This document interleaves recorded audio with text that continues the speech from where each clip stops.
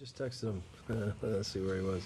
Good evening and welcome to the Board of Selectmen meeting for August 26, 2013. Let's begin as usual with the Pledge of Allegiance. To the flag of the United States of America and to the republic for which it stands, one nation, under God, indivisible, with liberty and justice for all. Okay, so just some initial business. Warrant to be signed downstairs. Phil, that might just be you at this point. And then we have some minutes. Can I get some motion on the minutes, please? Mr. Chairman, I make the motion that we accept the minutes from our regular meeting of June 17, 2013. Second. Motion and a second. Any comments? All those in favor? Aye. Aye. Mr. Chairman, I make a motion that we accept the minutes for July 8th, 2013. That would be an executive session. Should I just do regular first, Janet? Can I do those together? You do them together. Executive session and regular session minutes for July 8th, 2013. Second. Motion and a second. Any comments? All those in favor? Aye.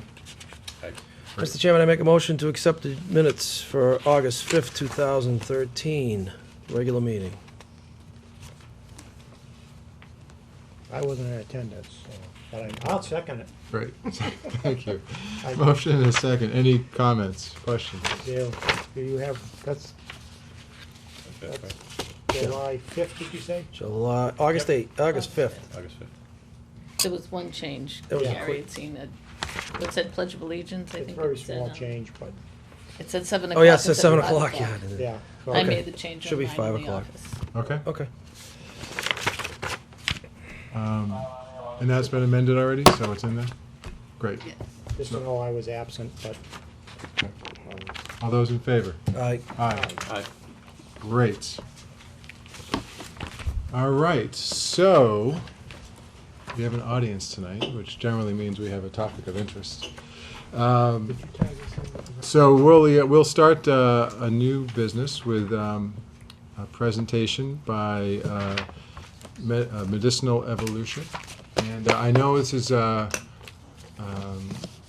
topic of some questions and pro and con for other people in the audience. So what I ask is that this is information sharing to start, and that we give our presenters a chance to share the information, and then based on the amount of people here, I will open up for public comment afterwards, brief public comment, just to give people a chance to talk about it. So with that, who do we have coming up? Hi, how are you? Come on up, have a seat. Okay. I'm Brandon Terracone. This is Elizabeth Holland. my aunt and business partner, Elizabeth Holland. Great. We have some updated, Janet, thank you for all of your help. Are you Janet? We've been Yes. emailing quite a bit. If you want to just pass this around in person. Sure, welcome, guys. Welcome. Thank you for having us. Thank you for coming in. I know Appreciate it. it's taken a little while to get this on the It agenda, has. so I appreciate your patience. That's okay. But we are here. Summer scheduling can be tough, but Understood. appreciate you coming in and talking to us. Yes, thank you for having us. I guess I'll just give you a little background of who we are and what we're doing here in Essex County.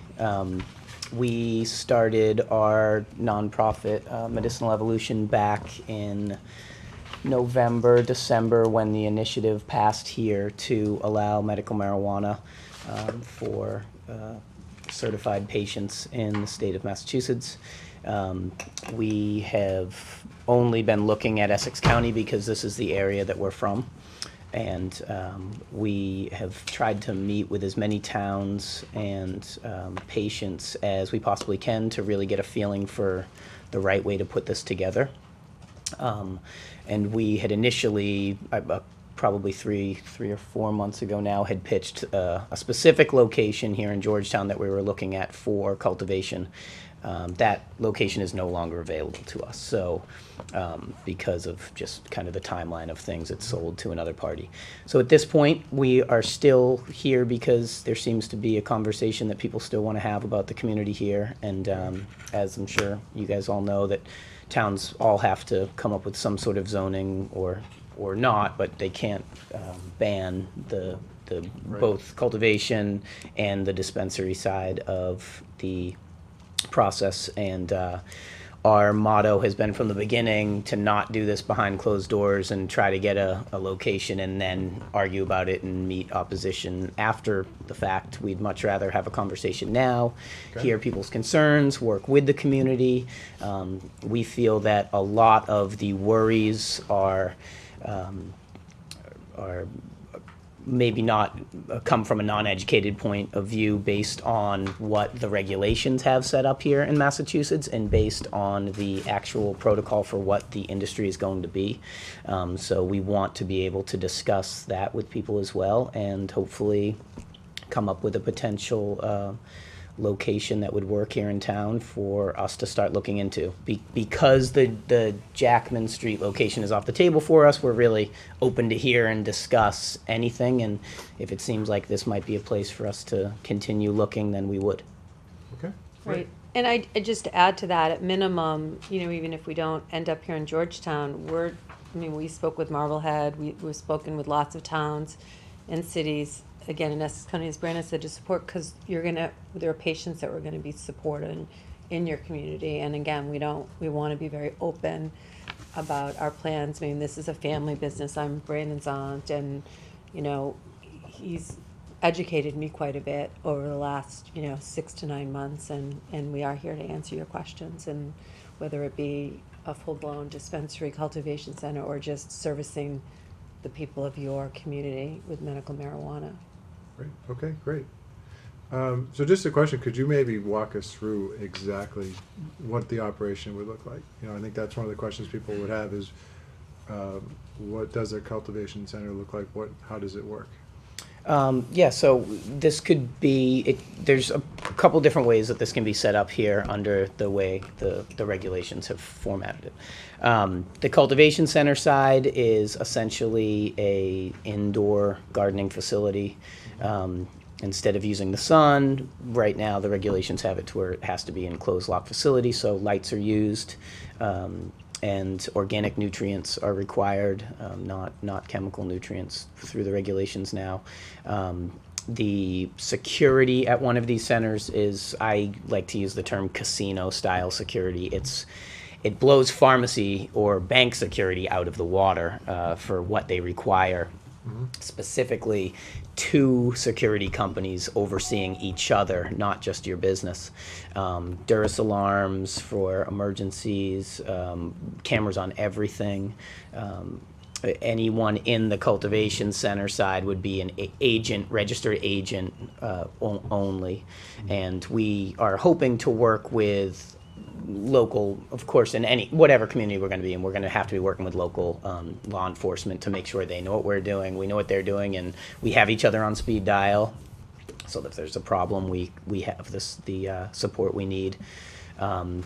The dispensary side of it, and there's arguments that can be made for both separate facilities or one facility, better and worse. So I would say if you have the dispensary with the cultivation center, you remove the transportation issues, you remove multiple security setup issues at each one. If you have them separate, you remove the kind of the farming end from the dispensary end, and that has its own secure aspect to it. Depending on how you situate it. The dispensary side will be, of course, no consumption on site whatsoever. Registered patients only would be the only ones inside our facility. The model that we tend to lean furthest towards is like a health and healing center that offers free massage therapy for patients, free acupuncture and nutrition classes, things like that. That seems to be the most successful, well-rounded, community-supported type of setup for one of these facilities. I think we'll see everything from the health healing center model here in the state to the tiny little one-room dispensary where you go in and just get your medicine. When someone enters our facility, prior to even getting access into the main building. They get scanned at a little entranceway. Bulletproof glass, Kevlar walls are standard. I mean, you make sure that there's no one getting in there that is not supposed to be in there. Because of the amount of security these businesses have, crime is relatively non-existent because it is basically impossible. There's been no data that has ever supported, beyond rumors, an increase of crime from these types of operations. The reality of what our patient base will be, and I think you guys probably have heard from some of the patients out there already, but these are not young kids trying to get into our facility to get drugs to use. I mean, our main thing is going to be cannabinoid medicine that is vaporizer friendly, edibles and oils and stuff like that, where patients can use them in whatever manner they have figured out works best for their conditions. And we, in general, don't condone smoking unless that is specifically asked for by the patient for their symptoms. Okay. And so at this point, you originally said you were looking for just cultivation center, not dispensary with patients, but that could change. It's not. I'm just saying the original intent was that was your plan for that building. For that building. That was the intent for that building. So now that building's gone. We're still talking to a couple communities that we're really trying to focus in on, and we feel like Georgetown may be one of those, depending on what the townspeople feel and how things get laid out up here. Actually, so that was one of my questions: is what makes Georgetown. And I'm not saying it shouldn't be, but I'm saying what makes Georgetown a good location for you. I mean, it's interesting that you had different towns to pick from. This was one of them. Just from your perspective, what makes it a good location? My wife and I were trying to move here a couple months ago. That was our main basis. We liked Georgetown. We like the northern part of Essex County. I grew up in Hamilton. My whole family's from Beverly. We're still looking at Beverly very closely. There's a lot more competition down there, honestly, too. And there needs to be locations that are accessible to everyone here in Essex County. We can't just have everything buried down in Salem, Lynn, and Beverly for the dispensaries. We looked very closely at Newbury and Newburyport, but I'm sure Mayor Holliday did pass the moratorium up there. And so she's convinced they're going to end up with one, but they're not exactly sure how their zoning's going up there yet. We've been talking to Andy Porter. Andy Porter And about we that. met with the mayor several months ago. There's definitely a little more bureaucracy up there that we're dealing with, and we feel like maybe it's easier to work in a place. There are definitely towns that are not voting the moratorium, and that when they do try to, they're not successful. And when you're in our position and you're trying to organize this extremely regulated, extremely complex business to deal with a moratorium on top of everything else, when we are now under like the 90 days to have our phase 2 application in, deadline is almost impossible.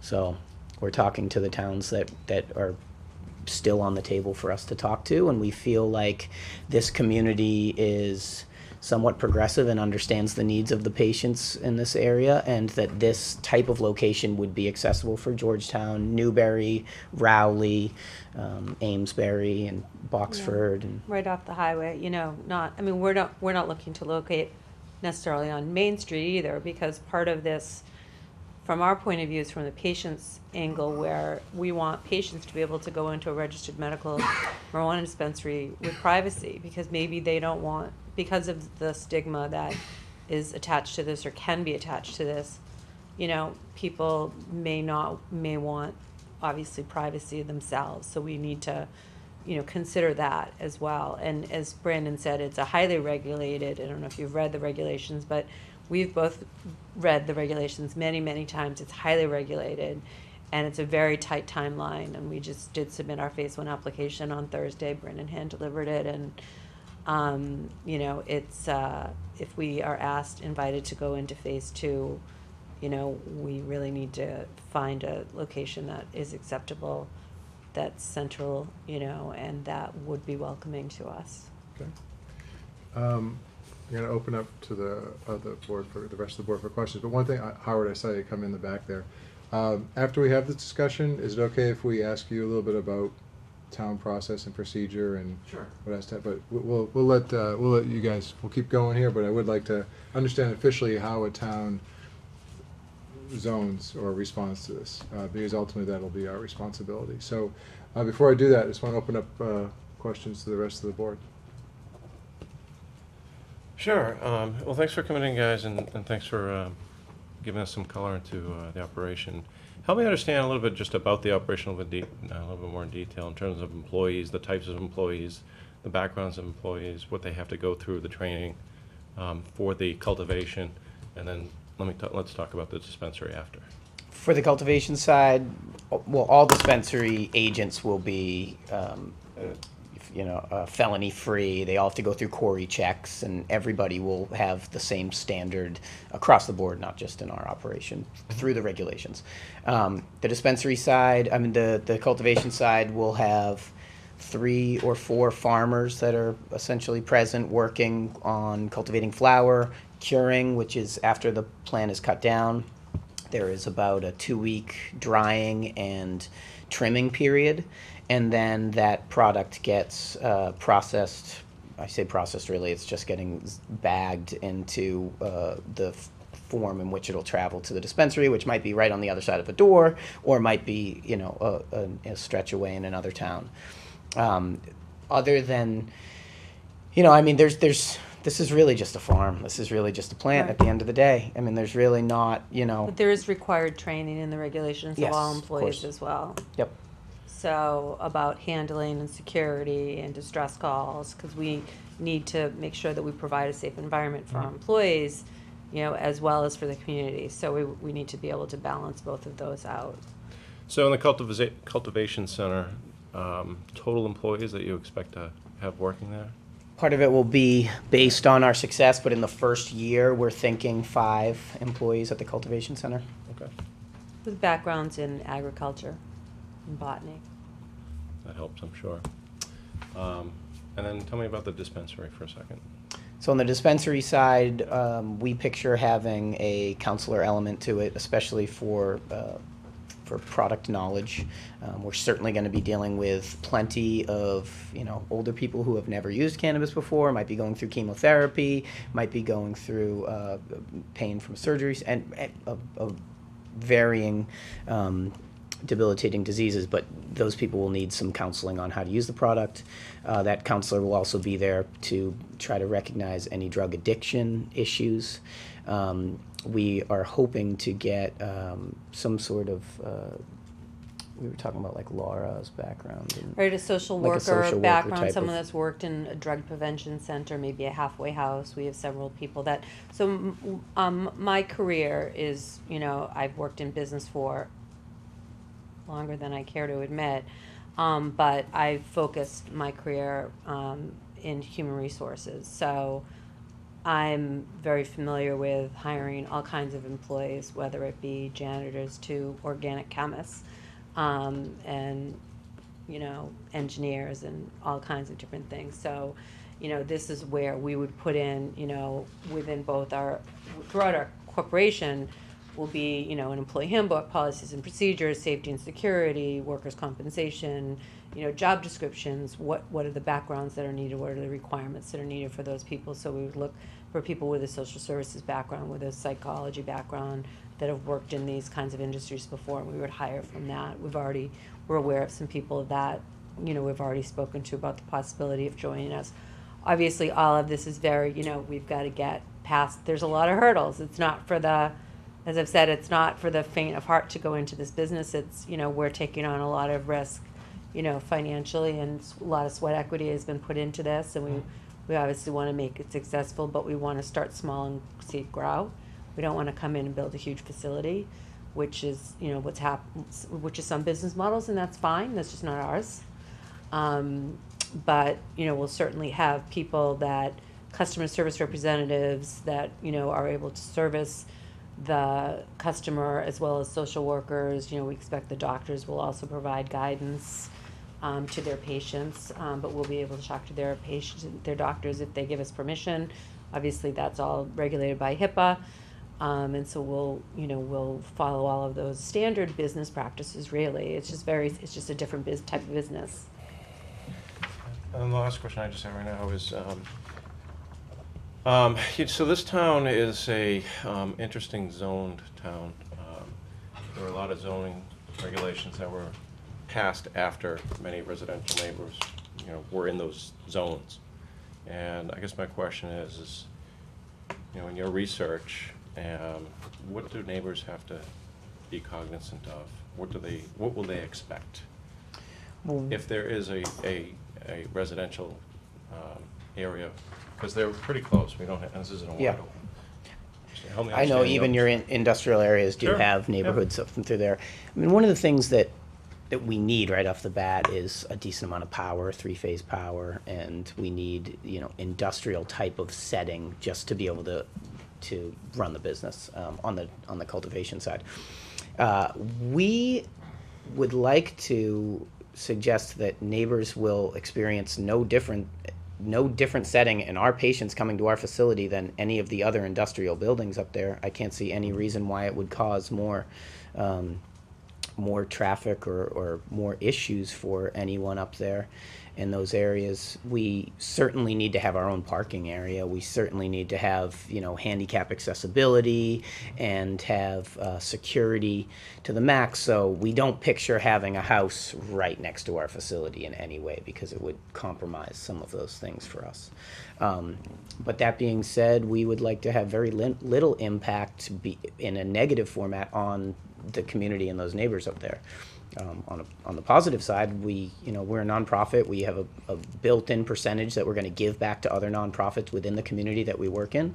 So we will have a fund set up that people can apply to and get grants for other nonprofit programs based on our success, of course, but projections into the couple $100,000s into the second and third year of our business available to help the community as opposed to being a burden on the community. And we think that, I've seen these work. I've been to Colorado, I've been to California, I've been to Arizona, I've been to Michigan. I mean, these places where they're doing this right now, a lot of the towns that did embrace these operations are benefiting from them,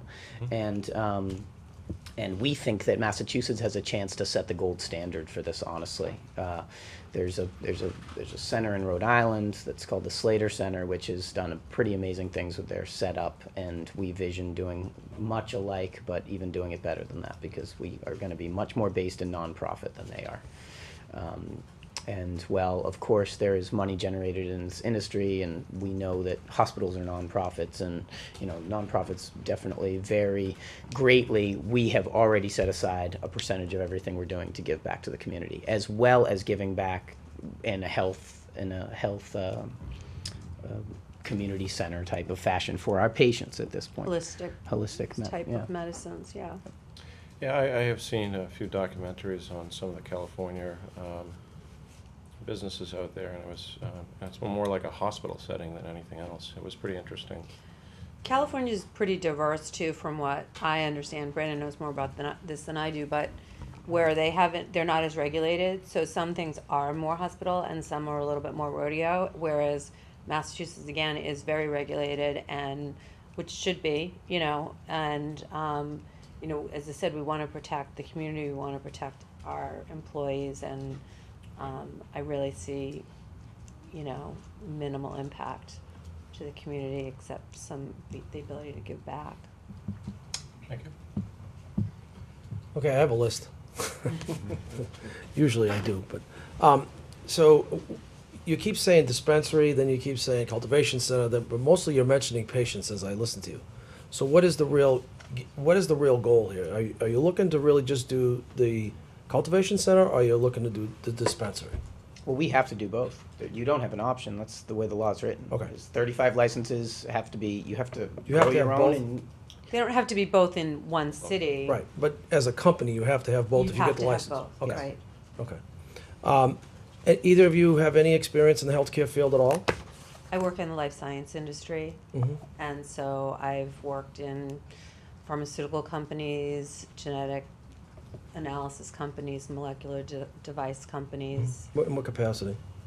I'm, as I said, my primary background is in human resources, but I do a lot with business, Mm-hmm. as well. I tend to work in small startups, and have seen several of them get bought, and then have moved on to other small startups. I tend to be entrepreneurial. You mentioned that most of your patients, you would discourage them from the smoking piece of it, and a way to administer the drug. My question on that is, how do you really know that if there's no experience? Have you had any statistics on that? In other words, On vaporization? yeah, you mentioned most of it's going to be oils and stuff like that, and that you would discourage the smoking side of it. But how do you really know if there's no real experience in this? This is all new. Are there any Well, there's statistics? counterculture experience. I mean, we know that vaporizers are already well used on the market. I mean, all you got to do is travel to one of these states where this is accepted, or really walk into the right house here in Massachusetts where people are already using these products. You know, the days of rolling a joint for smoking are still available, but not necessarily the common use. And technology has brought access to delivery of medicine to a new level. It's actually one of the areas where we're most interested in developing products. And yeah, I mean, smoking's not that cool anymore. And the reality of it is that some patients do need combustion to satisfy their needs. I mean, if you're going through rigorous chemotherapy, yes, combustion is probably what you need to stop throwing up often. But there's many patients that will find just as positive effects from the medical cannabis as from vaporizing. Well, I was looking for statistics, but you've done some research on this. I was looking to see, if there was any numbers out there that from California, Colorado, what other states that are actually doing this and have some extended experience at this. I don't know that there is specific market data that we've looked at That shows over who's vaporizing combustion and- versus vaporization, but I think it's just like the trend of people stopping to smoke. Right. It's just kind of one of those. And we could look at market data of how many vaporizers have sold in the last True. 5 years, and you'd see a multi-million-dollar industry. Okay. So my next question is, again, I'm back to the dispensary versus the cultivation center. What are you leaning towards in Georgetown? Both or just one? Initially, it was the one because we had a location that we thought was going to work for just that purpose, and that was cultivation. At that time, we were also very much trying to move forward. I'm sure you all read my experience with the Byfield exit location for my dispensary there that I was going for with Brandon Kelly. But we got boxed out of that situation, so we're open to discuss.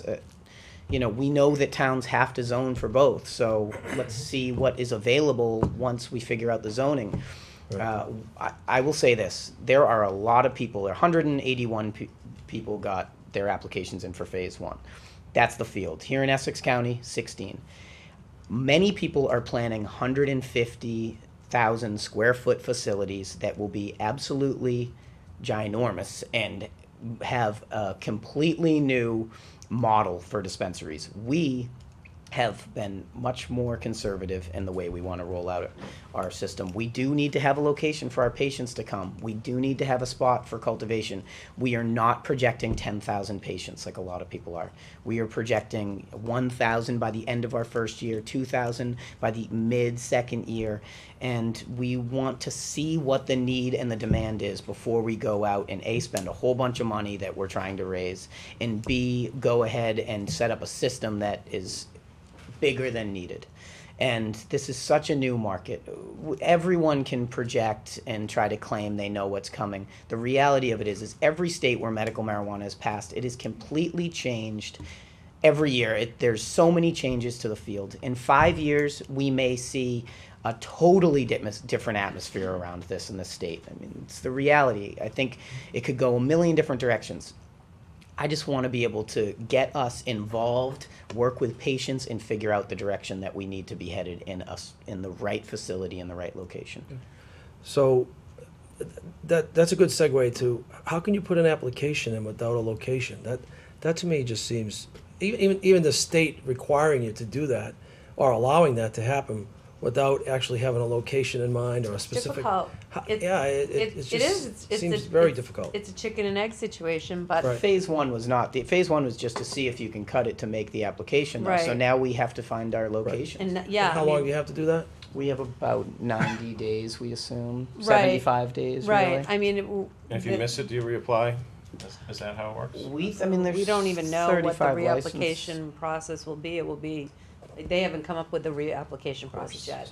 So, I mean, we expect that we'll know September 14th, 15th, by the DPH if we're asked to go into phase 2. We think we will be. We think we've met that criteria. At that point, yeah, we need a location. That's why we're here. And that's why we've been talking for We've the been- last, since March. We've been meeting with towns and cities. Yeah, go ahead, yeah, because I got a. Maybe, do you remember when you first applied to the board? Yeah, I think in March. Yeah, and the location that you had was there on Jackman Street, I was. believe, at the time, and it's just recently sold, so. Yeah. I think they're just here now, so. Right, I mean, yeah, you're right, I mean, Janet can attest to this, I've been, calling her and emailing all of you multiple times, since March, or even, to be honest with you, I think January was maybe the first outreach, and then I did another one, but I'd have to double check my records, but we just kept getting pushed off. And I understand schedules are tight, it's a, tricky subject, but yeah, unfortunately, that location isn't available anymore. So now So we're here now? we're still here. But wasn't there, when was the first date that you could submit an application to the state to know you were even? That's We not how it know works. There was a that, yeah. 4-hour window last week where you could submit your phase one application in person at the Department of Public Health. This isn't a rolling submission. This is the most competitive industry the state has ever Yeah. seen next to casino. But I'm Right. saying, back in January, even though you came to us, you weren't able to put the application in with the state anyway. No, but we would have been able to have the opportunity if we knew from the town that if this was acceptable, we would have had the opportunity to create an agreement with that building I owner understand, right. that we now have lost the window on because of the delay. Because had that Jackman Street location been agreed upon, and it's all for the best that it's not, but had it been, I Right. would have had a letter of intent set up with that property owner knowing what Put my under goal agreement, was. subject to licensing. Subject to, right. And zoning, because we don't even know where the zoning is. Any agreement that we have with Exactly. anyone is gonna have to be subject to us getting a license, because if we don't get a license, we don't need a building. Right. So, next question I had, if you open a dispensary, besides selling the product, are you gonna sell other product? The regulations are very clear. don't You allow. can't, you have to sell vaporizers, Okay. and you cannot sell T-shirts and hats. Okay, well, that's, yeah. Or anything. Come to Very Georgetown and, I can just it's see all- it now. No, it's totally, the regulations are totally clear. The signage, I think, is gonna like be our store 16 next door. inches. We'll all be wearing them. Yeah, the signage is like 16 inches on the outside. The reality of it is, in 5 years, they might allow it. I mean, we just don't know where this is gonna go. Yeah. But right now, this nonprofit is not out there pushing an agenda of selling. There's no neon sign. There's yeah, no. selling sweatshirts and T-shirts. There's no logo with, weed paraphernalia on it. It's not allowed. Okay. Next question. Is there any regulation or training around environmental issues? Meaning groundwater discharge, trash and, Regulation recovers waste. Yeah, absolutely. And all around that issue, because very- I have that's where one of my major concerns. it's one of mine as well. And yeah. some of the things that are going on in other places in this country are horrendous environmentally. I'm sure you've done some of the research. A lot of those are outdoor crops that they are using amazing chemicals. It's the whole reason why we need regulation in this industry in this country. If we had, even if you were talking about an adult use field out there where there would be no more black market, these types of activities wouldn't be going on. We are required, and would only do this anyway, to grow organic crops. That is, meeting the federal guidelines for organic, and we've been talking to testing labs right now because we have to get all our products tested to make sure they meet demand. This isn't just for the environment, this is for our patients. We have patients with compromised immune systems using our products. The last thing they need is chemicals. So we plan on following strict standards which are in the regulations. So yes, water will be going back into the sewer system, but you're talking about organic based nutrients, which are like Well, we bat septic guano, anyway. We don't fish have- emulsion. Yeah, you guys are septic. Well, and not only that, I was more concerned about the air quality around, and I know you're not going to do a 150 square foot facility, but I've done a little bit of research, and if this might digress a little bit. You ever been to Houston? There's a lot of coffee plants in Yeah. Houston. Yep. Go to Houston, all you do is smell the coffee beans. But they're I roasting don't- coffee. We're I not. understand, right? But that's I don't know how There's I don't know your process. None of that. Air quality has. So it's going to be airtight. Oh yeah. There's no burning of anything. There's no. discharge of anything beyond wastewater, essentially, from our facility. We do use a lot of electricity. I mean, in my grand scheme of my perfect building, we go solar on the roof, you know, and we eventually, it would be great to see this business in 10 years move into a 10-acre field where you're greenhoused with security around the outside and you're using the sun for your energy, because this industry uses a lot of electricity that is not necessary, with the exception of the security element. When the sun is supplying a lot of power, but it is what it is right now. That would be a losing battle to try to fight. So Brandon, if I read the regs right, there's no consumption on property, No, right? yes, absolutely not. No consumption on property at all. We wouldn't want it anyway. It's No not what we're going loitering for. is not allowed. that's- you No know, none of patients who that. aren't registered. You know, with the services, this could look like a building where there are other services where we do offer holistic healing for our patients, but it doesn't have to look that way. And I think it's a great model if you are going to give back to people that way. So then there is an element of people maybe going there for other services if they're one of your registered patients. Right, that's fine. Yeah. I'm just more, as Dave was alluding to, I don't think the neighbors would really appreciate having to smell marijuana being burned. The only time that would all the happen time. is Or if at the least most building of was them. lit on fire. It's not only the burning piece, it's the actual odor that the plant would give off. That would be my concern, that would escape into the air, and, you know, people, we would be fielding the complaints about, hey, you know, we get this smell coming from, you know, that area. It's related to doors being opened, or whatever, ventilation, They're or whatever closed that. systems, and there's a box that the ventilation system which you're using for each room cleans the air before it gets dumped. It's O3 generator. It essentially takes O3, and those molecules break down any smell back to O2 and dust. And I have two other questions related around the financial end of this. So you're a nonprofit. Are you regulated by the state, mandated to give back to the community, or is that a self-imposed? Not mandated, but we think that it's an important part of anyone getting a license. So it may be, if you're not doing that, you may be hurting your chances. It is mandated that we help out people with a financial need that can't pay, if they meet certain financial hardship restrictions, to allow them to maybe pay less, you know, based on federal poverty level, you know, those kinds of things. So that part's mandated, but not giving back to the community is not, but it's something we want to do. Mm-hmm. Okay. And the last one was, obviously, this is the state of Massachusetts. There's going to be sales tax on sales, I'm sure. Was there any discussion around a local option tax on that? We welcome the discussion. I mean, a couple, 3% or something added to as like an excise tax for the local community that we were working in. It would certainly work if Georgetown welcomed us for dispensary and cultivation. If it was only cultivation, really, it's going to be the town that your dispensaries having the sales, and that would then make that tax. But we welcome the discussion. We don't want to put a huge burden on our patient base, but we do feel like that there's no reason why the community shouldn't be making money off of this as well if they are embracing us. Well, again, when you met with the state, they must have had informational meetings for prospective owners, no? Yeah, they had. Was there any State is discussion around that issue The about? state is not mandating They don't that at mandate all. it, but I think they allow for it. They allow allow it's for it not, in the regulations, but it's not a mandate. Right, so that would be a local option, Correct. That is a local local town option. option. It is, yes. Interesting. All right, I think that's all I have for now. Thank you. You call it a family business, so why nonprofit? Is that mandated? Or? Mandated. yes. Okay. We are a 180 E corporation In nonprofit Massachusetts. established here in Massachusetts. I think I know the building you were talking about. I had called you earlier. I don't know You if you did. got the I missed your message. call, Yeah. sorry. And Thank you. I noticed it had been sold, so I didn't know if perhaps you bought it. No, already. it wasn't No, us. unfortunately, it wasn't us. So does this have to be a standalone building, or can it be in a complex of other buildings by law? The way I see it is, if it could be in a complex, certainly the dispensary end could be in a complex. Yeah. The cultivation end gets sticky if it's not the right building. So if you're going to have neighbors who are doing other similar type of use, maybe you've got someone fixing tractors or something like that, then okay. If it was in a building that was too clean, I wouldn't want to do it. We would annoy people essentially, because we are essentially gardening inside, and there's some dirt and some, Yeah.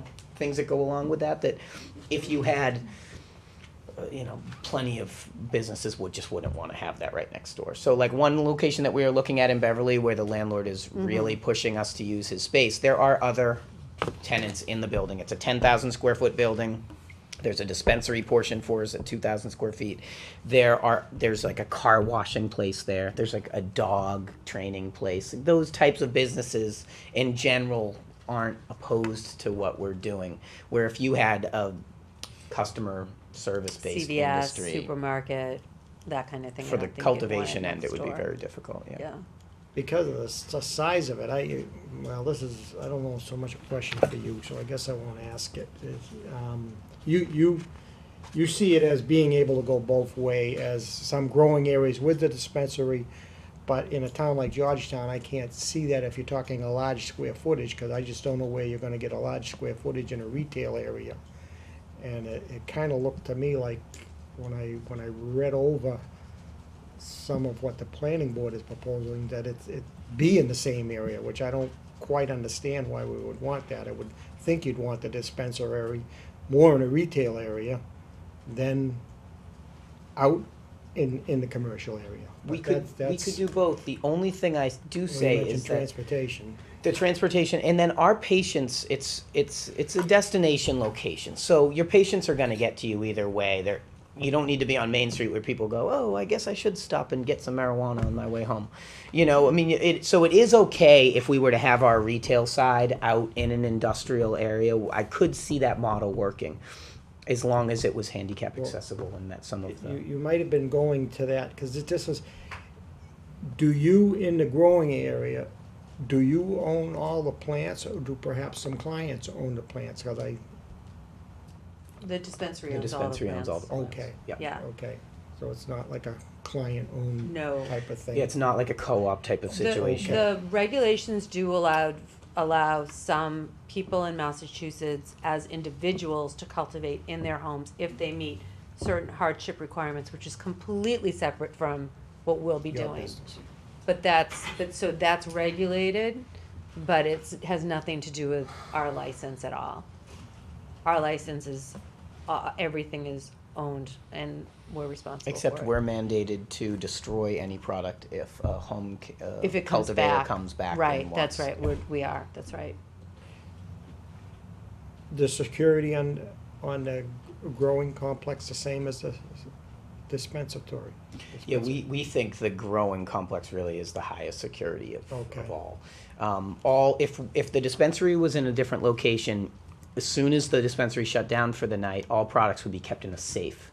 So there would be cameras still on the building rolling all the time, and you would still have all of the security measures in place, but any product that anyone might try to get at for theft purposes would be in a safe. I think it's an 800-pound safe is what is required. Yeah. What we've been finding is the standard to really do it right is to build a safe room with Kevlar walls and metal doors. Do you use the whole plant?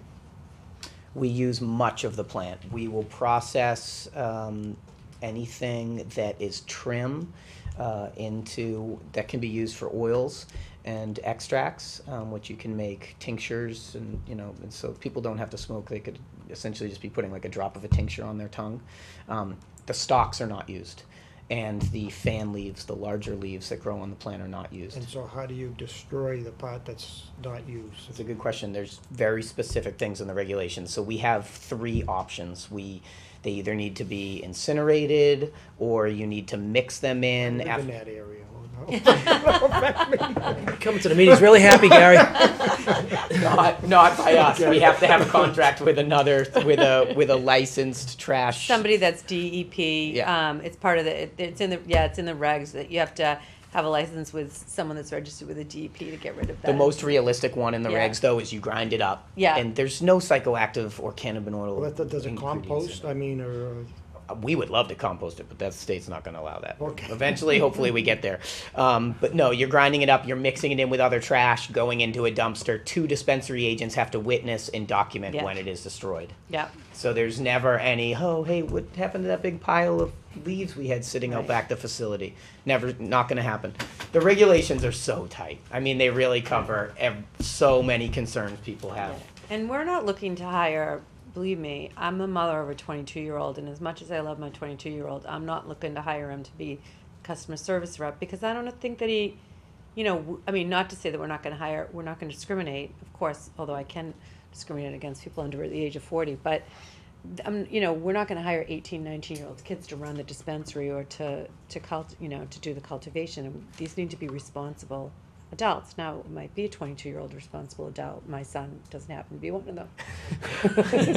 I love him very much. We're looking at 25 But and older we've as the kind of talked standard. privately that, especially, that we probably want They may know more though a 25. than people over 40. They might. And they may, that's true.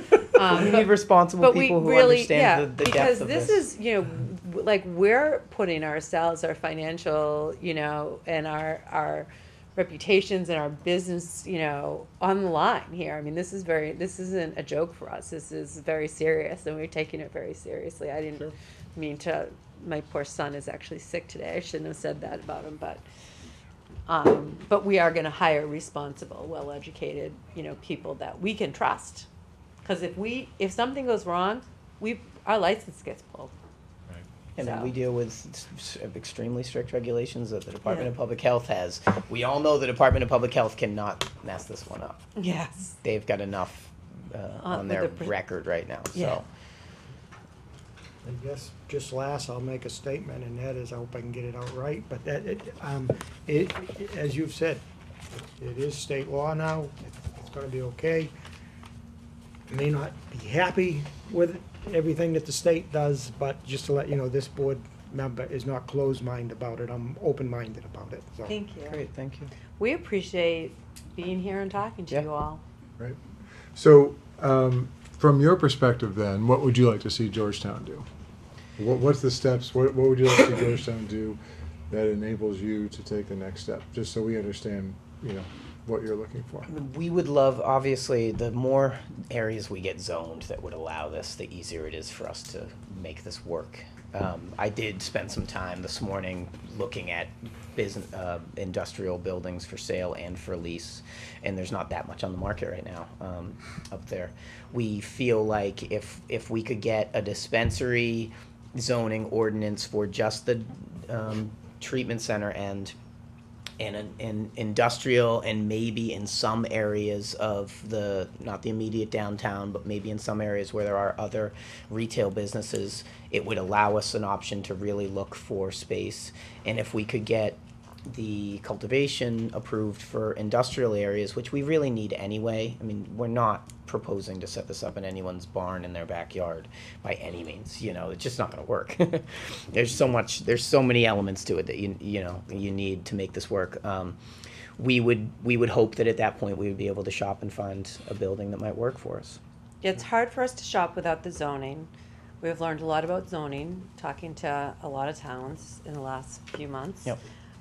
Things we never knew, so we're learning every day.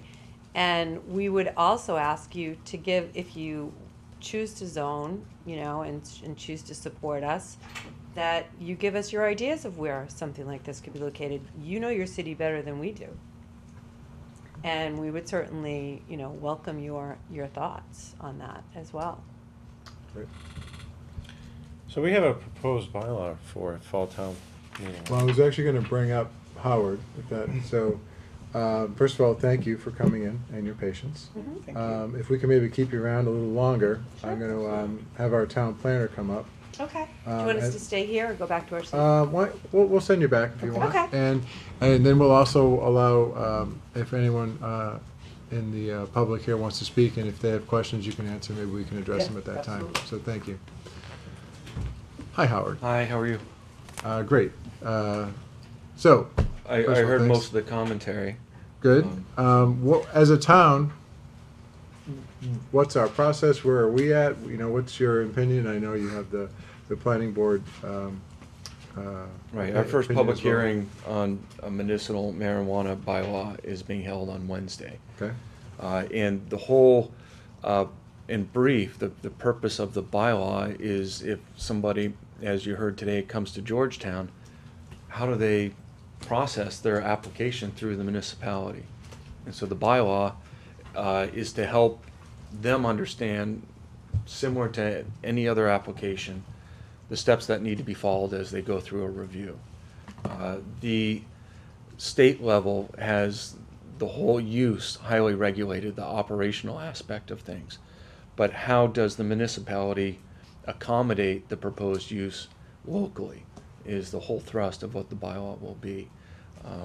Distances, a lot of these model bylaws place distances between the facility and a residential zone or an institution such as a church or a playground and things like that.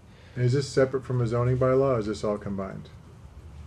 In terms The of choosing model bylaw that the board's considering is considering those type of zoning aspects. How Okay. will the municipality accommodate the use locally? Okay. And less on a standpoint of things such as how the internal operations will occur. The draft bylaw right now is considering things such as the signage.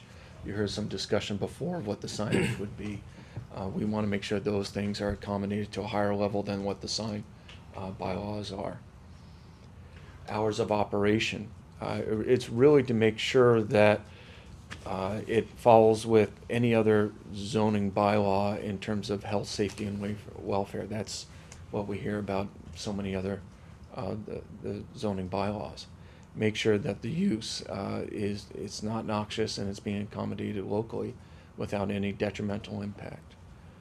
And the and the soonest anything like this happens at town meeting or a special town meeting in the fall, correct? So Right. the soonest anything happens as you go through your process is the fall town meeting if it passes the warrant and test and all that good stuff. Right. In overview of the process is this is our first public hearing. It's been noticed in the paper, similar to the solar and wind bylaws. And so we'll take public comment beginning on Wednesday. And the planning board will hear comments from the public. Other town departments will weigh in. And then we continue that public hearing until we believe we've come to a successful bylaw, and then goes to the voters at town meeting. Okay. It's being proposed to be a bylaw. You heard mention of a moratorium being in place. That was my next question. Is can you explain this whole moratorium thing and what that means? And Well, the state has recognized that some of the municipalities believe they want to have more time for a thorough planning effort. And so the state has allowed that a moratorium for no longer than 2 years can be considered for the town to further an understanding and come to a more succinct bylaw in terms of the process of how an application will be reviewed. The planning board in Georgetown has decided to go ahead and just bring a bylaw to the voters at town meeting. if we did nothing, if we didn't propose a bylaw, we didn't adopt a moratorium, does that mean potential vendors could go anywhere in town, or they can't come into town? How does that work? And The vendors wouldn't know where they could come into town. The town wouldn't know where that that's what I mean. So They- what would? it would be unknown. It would have to follow the state, and the state, as I understand it, doesn't go to that level that a bylaw would allow, where it can be accommodated. And I think you heard from the applicant, there's just some reality of what this represents that wouldn't allow them to locate next to Theo's, for instance, in the downtown. They Mhm. need space, they need to make sure their grid, power supply can be accommodated, their wastewater would need to be accommodated. So there's, just by the nature of the use, it's gonna be very limited where they can locate in Georgetown. The residential area, the facilities there are almost non-existent. Okay. So I think what Steve was maybe alluding to, and I won't speak for him, but if we did nothing, does the state step in and say you have to do something? In other words, if. Well, the state has said the municipality needs to consider it. It just can't not be allowed in Georgetown. Right.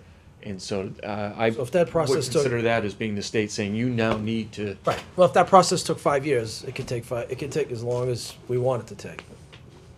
Just, again, I'm just being hypothetical, I'm not saying I'm supporting that. Right. But it could take 3 years for us to figure out. There's nobody, the Attorney General is not gonna walk in here and say, you need to do this. We're still working on it, without even passing a moratorium. Right, but you're going to be stuck on a hamster wheel of somebody comes in, how do we get through? And you can say, well, we don't want you here. Well, there's nothing that states that we can't be locating here.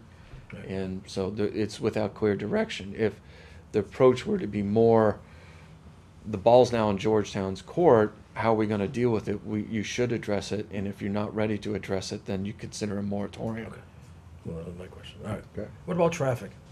Would that be included, a traffic study be required for any applicant that's gonna apply for that use? Well, it would, the structure now, the draft bylaw would be, it's under the premise of a registered medical marijuana dispensary, an RMD. It hasn't broken down to great detail the difference between a cultivation center or a dispensary. And how it comes in right now is being considered a special permit, which would allow the oversight agency, the planning board, to request things such as planning study, as could occur with any other site plan application. Okay, but that was the question, so it's a special permit. You're right. Right. Special permit does include a site plan review to make sure that Traffic study. traffic study can be considered, the engineering's correct, the lighting, the signage is all being properly addressed. My concern there is potentially in 2 years, there could be 2,000 patients that are accessing the facility. And I don't know how often that would be, but, okay.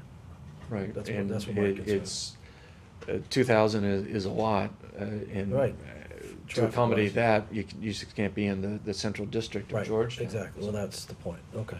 Toll booth. Toll You would be booth. talking daily, I don't think. No, I didn't know what the frequency was, I didn't think it would be daily. No, I didn't think so. Per patient is what we expect? I'm sorry? Once a month. Once a One month? visit per Okay. month. Thank you. So you spread that 2,000 out across. That's not a lot of And traffic. if I just may make, you couldn't hold a moratorium for 5 years, Martha Coakley would come in banging on your Well, door. no, I didn't mean it, No, I know you didn't, but Applying just, for it. there is a it limit, took us that long to get, there's a limit on that. There's It's one a year. one-year It's a 1 year moratorium. moratorium. that's what That's what the Attorney General's come out with. Because what I was getting to is I couldn't understand why other cities and towns would do a moratorium when they just make the process without physically voting that and having it subject to a review by the Attorney General and have it struck down. Just take your time and, Because anyone It'd who take you applied that would be long. grandfathered in at that point. Well, that's the point. That I was looking for what the penalties were. You would just be grandfathered in, no different than if you rezone a neighborhood now. If an existing business is already there, you can't push them out, right? Right. Well, that was my question. That was my question I was trying to get to, is that Yeah. if someone came into a business zone before we had a. That's the way it is with any other A zone. regular marijuana zone, And they get their permit in place, they're that's what I, protected. that's what I was trying to understand, so, okay. Hence, the moratorium issue would be the way to go. Okay, so now I'm just trying to figure out why they would do that. Well, I'm done. here's another question on that. I mean, we've got town bylaws. I mean, I can't go and hang a sign out front that says I'm opening up an antique store next week in a residential area. So wouldn't they come under the same bylaws that we presently have, that sales would have to take place in a retail area? I mean, we wouldn't allow the sales, we wouldn't allow them It's to a buy. piecemeal. We wouldn't allow them to This buy. is comprehensive. If Well, yeah, but what do you mean by piecemeal? Well, you might be able to affect something in the application in terms of a signage.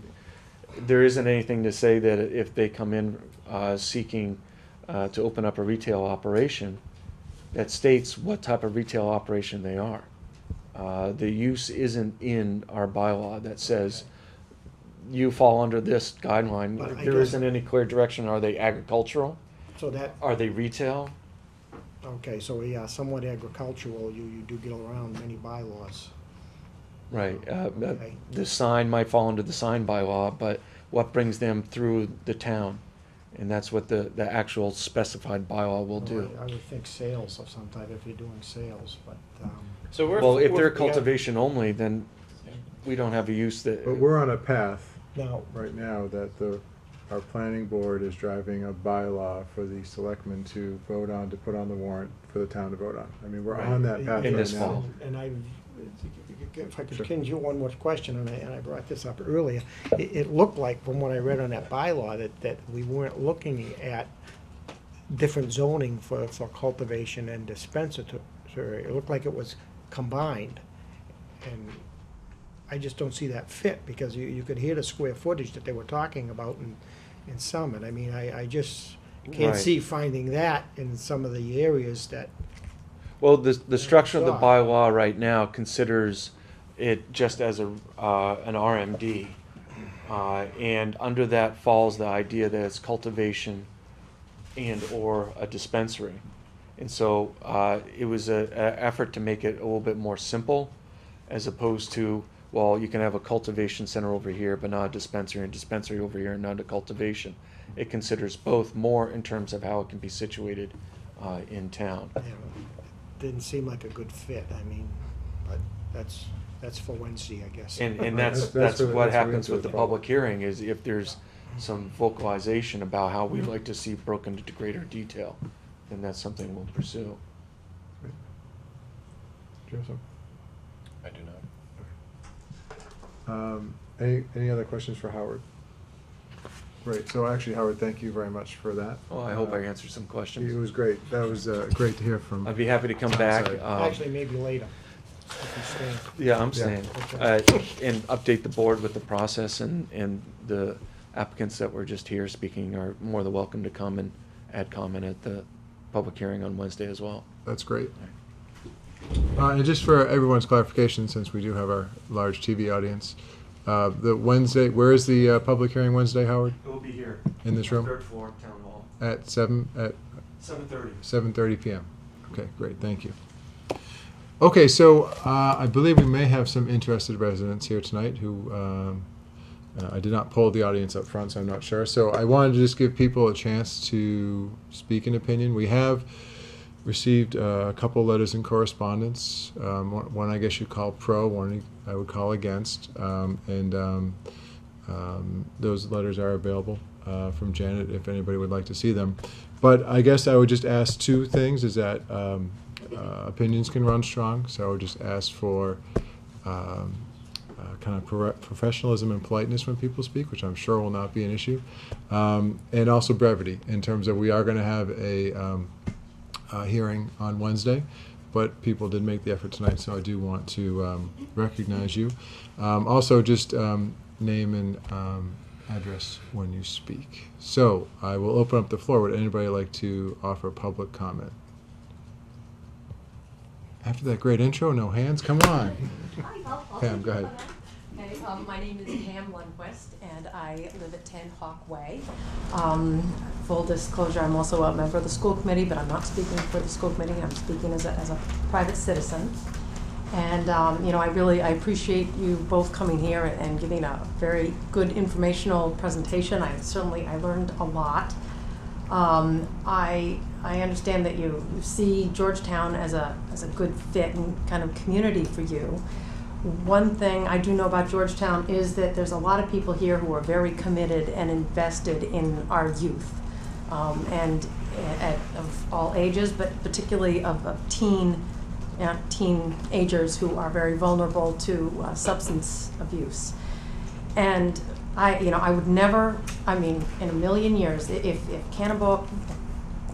marijuana can possibly help people who have very difficult, awful medical conditions, I'm all in favor of accessing that, taking that, and getting the effective medication. I really don't want to stand in the way of anybody who needs any kind of medicinal marijuana getting their medicine. I want to be very clear about that. But also, I'm concerned about teenagers who are vulnerable.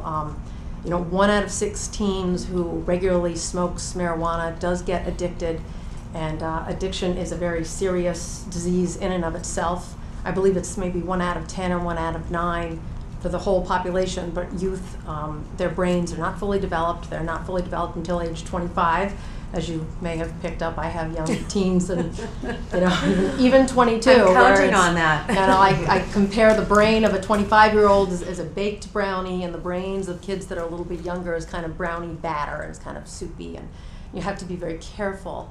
And so I was, you know, and I've also, there's a lot of data about Colorado and California and what happens to youth smoking of marijuana. And in terms of, you know, regular use in the past 30 days, it has gone up from the difference between 2008 to 2010 to 2010, 2012, it's gone up about 40 or 50% in those two states. You know, so I'm concerned about the messages of adult approval. I'm concerned about possibly easier access. And so I know you've said that you're very concerned about the community and you want to give back to the community. So I was wondering what suggestions you might have as to how the community could educate, could get that message out, keep our youth safe. What you might be able to do as a company to help us with that. You know, what your thoughts are on really how to make sure that the youth, you know, all the teens, the high schoolers, the middle schoolers are all safe, and that their usage of marijuana on a recreational basis, which is totally not safe for them, does not go up. Yeah, well, I mean, just so as a mom, and then I'll let Brandon respond to that, but as a mom of a 22-year-old, I can, and as a about to be dad, Brandon, over here, but it's, there's not gonna be any children that are allowed in our facility, first of all.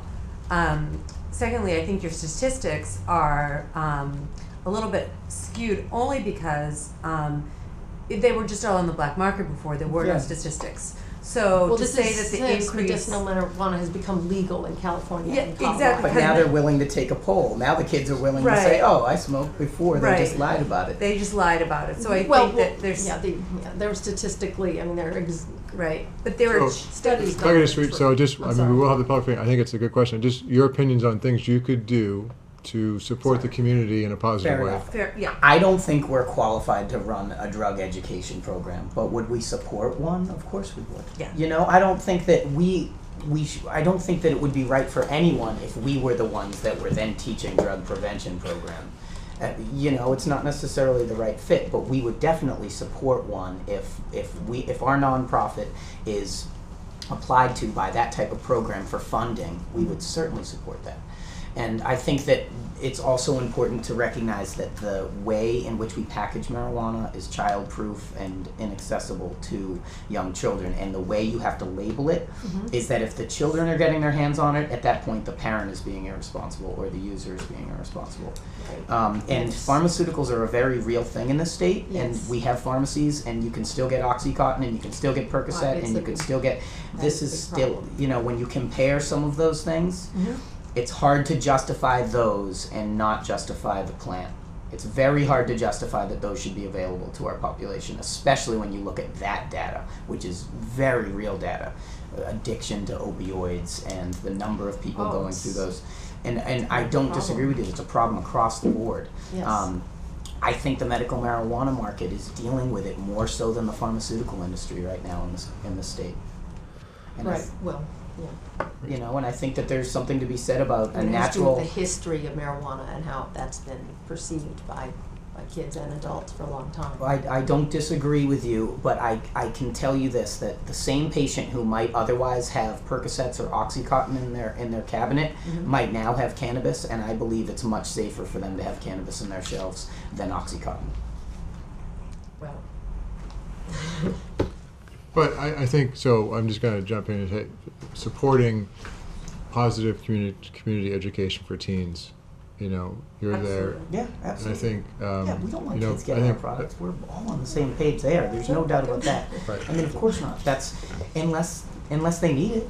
I mean, there's well, an that's argument different. That's the that difference between medicine and Exactly. recreational use, but teens have a really hard time differentiating between those two it's But true, they're but not- they concepts, they and can't particularly when get it's going to get medicine applied to without- marijuana. They can't get access to medicine without two certificates from two different doctors. So the And only their children parent. we would be seeing Two would be different doctors. two That's doctors regulations for a child. For to a get child. So it's very strict. And so there's always gonna be a black market, there's nothing we can do about that. Right. That's not our fight. I mean, you know, our fight is to make it accessible to people that need it medicinally.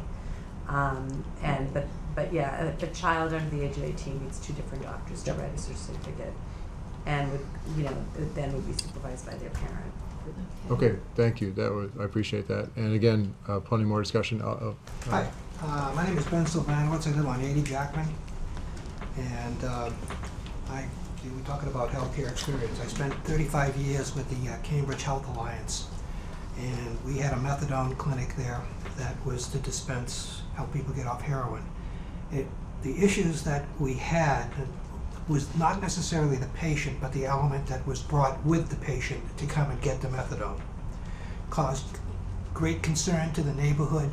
There were constantly meetings about the situations. Neighbors were complaining and had all kinds of issues that were crime, people fighting, this type of thing. So there's a different element, and I do understand that your patients are the good folk who need help, but there's also the bad folk in the bad element that's there.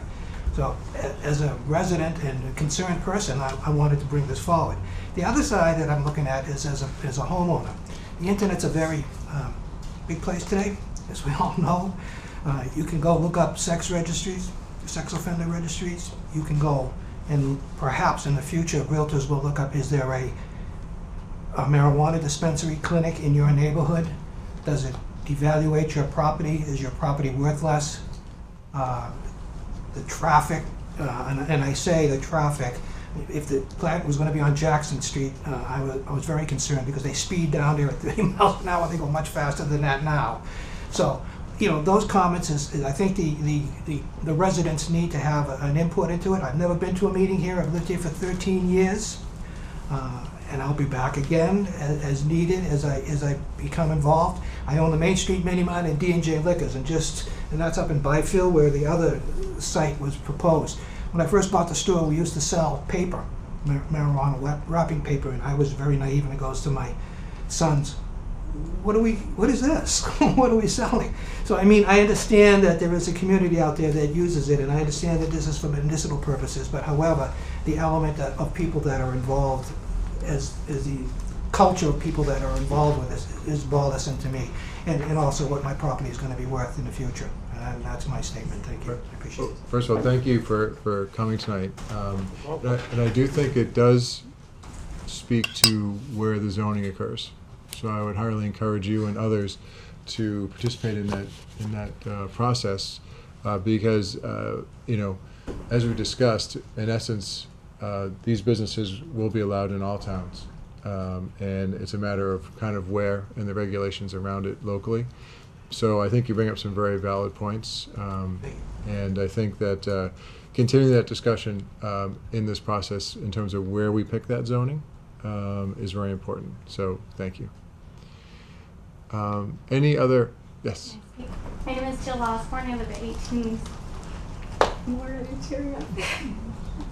I want to put a face to a patient who needs this. My daughter is 6 years old. She's suffered seizures for the last 4 years. She's had up to 350 seizures a week at her worst. We've already applied for compassionate use through the FDA with the help of our doctor. We could, in a matter of weeks, be approved for this and have no way to get it because towns are using this moratorium option and people like Brandon are not able to grow yet. We have no way to get a medicine that could change her life. I know you said you've watched some of the documentaries, I'm assuming maybe the CNN one. And that's what we're looking for. It's a high CBD, low THC cannabis oil, so it's not smoked. It's an oil that she swallows. It can be injected in a capsule or she can just swallow it on her tongue. And it has so little THC that it's not so psychoactive. It can't make her high. And so I just want to put a face to a patient so that you know that they aren't all bad people. That it's not a criminal element. I think we need to separate the recreational and the medicinal markets. I don't think we can lump them together. And I think when we look at the statistics in Colorado, we're also looking at the fact that they approved recreational use. So those statistics are not just for medicinal use. It's true. And, you know, primarily I just want to say that I'm really glad that we're not going the moratorium route. I'm really glad that we are dealing with this now so that patients like my daughter can get access to this. Thank you. And of course, first our thoughts with your daughter, and we wish the best for sure. Thank you. And also, thanks for being here. I know that's not easy to stand up like that, so thank you very much. We really appreciate that. Okay, anyone else who would like to speak? Yes. My name is Josh Showell. I live at 21 Pillsbury Lane. You know, I came into this skeptical and a little concerned. I've got some young kids, but what I've heard is a thorough regulation in Massachusetts that seems to cover all the angles and the ability for Georgetown to really define the rules of the game. We've got folks here that seem to be willing to work with the town to generate new tax revenue, and folks that are willing to work with the town to provide money for education programs for children to keep them off drugs. So as a resident, I'd like to strongly encourage the board to work with these folks and work with the zoning group and find a way to zone in Georgetown to allow this kind of business to occur. This is inevitable. Massachusetts has approved medicinal marijuana. The town of Georgetown approved medicinal marijuana in our own vote, so we know that there's some support for that here. Let's get on board early. Let's take the economic opportunity that this affords us and provide the hope to folks like the Osborns that they really need. And let's do the right thing and not miss out while we see towns around us take that opportunity, get the businesses, and generate that tax revenue for themselves when, honestly, we all know we could use it. Thank you. Thank you very much. Anybody else who would like to speak? Yes. I'm David Grafson, 39 Lakeshore Drive. Yeah, I'd like to say that I believe that the American public is becoming more educated on the medical use of marijuana opposed to the pharmaceuticals, and I believe the advantages far outweigh the negatives, especially in the communities, especially with your nonprofit model, where you're able to give back to the nonprofits and to your community. Again, it's inevitable. It's going to happen. Might as well have Georgetown get their foot in the door and start with this. And when it comes to kids, it seems very highly regulated and safe. I think the more normalized it is, the more education can be given to kids based on the information given. Kids can be educated about it and be taught that it's not something to fear, something to embrace. It is just a plant. It can be used medically. And as for their developing minds, I'd say get them away from the TV if you want to get them to have developed minds. It's not the plan. And I'm all for it. So I'm not scared of it being grown in my backyard. So that's it. Thanks. Thank you. Anyone else? Mr. Chairman, if I might make a comment. Sure. Getting back to the additional tax revenue, being in the accounting field, I don't see that unless there's a local option tax on it. There's going to be no additional tax revenue unless you build on a non-existing building on a parcel right now that brings additional tax revenue in terms of real estate taxes. Other than that, there is no additional tax revenue the town is going to gain from a dispensary or a cultivation center. You could charge an Charge a excise 5% tax. excise tax. Well, I don't know if that's even allowed. See, the state. It is allowed. Well, that's It the is question. It is allowed. It is allowed. Yeah, that, Well, So it's David not versus the state. mandated, but it's allowed. Okay. that, and then the economic benefit of having some jobs here in Georgetown too. That's, I mean, that's, yes. you know. In the looking at it- construction, the permitting of this project, it's not just our employees, it's the contractors we bring in.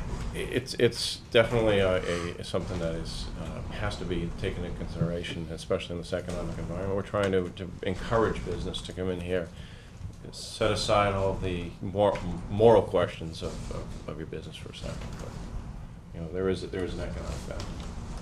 I really would like to see that, a projection on that, if you have any numbers. I'm a numbers guy, so What do you mean, as far as. Just give them a spreadsheet. Yeah. a spreadsheet on our business model, Well, or no, just on the regulation? what your anticipated A pro revenue is and forma. what's the anticipated tax benefit, I can do that. revenue for you. benefit to the town? It- I'd would like you- to see that. What percentage would you like to see as an excise tax? Do you think is fair for the patients and for If the? it's like cigarettes, 100%. No, I mean, again, Just do 1, 2, and 3. It doesn't- and Okay. just help us understand. Just yeah, curious let as us to what you're understand thinking. based on your projected sales, the forecast that you have over the next. I'm sure you must have a 3 to 5 year projection. Right? Oh, yeah. So let us see that. I'd like to, I'd like to see that. Absolutely. I don't necessarily see that as necessarily. I mean, it depends on the pro forma, but you know, I'm looking at it as an insurance policy for us. if we have got to spend more public safety Well, resources that's the point. to help. No, I agree. This should be revenue neutral across the board, or revenue benefit to you. It should not be a burden on the town that we're in. There's going to be enough money generated by this that it's not a burden. That it shouldn't be a burden on the town. Well, I mean, I know you're in the business to be in business to Yeah. make a not necessarily a profit, but you've got to reinvest into your business too. So we'll cross. We that would bridge need when that, we and get I just also want to mention that we do have insurance in place for this whole thing already. So Yeah, we actually have a letter. We have a I letter. only have, I should give you that, just, I only have one copy. Just a letter of support for Brandon, and Medicinal Evolution.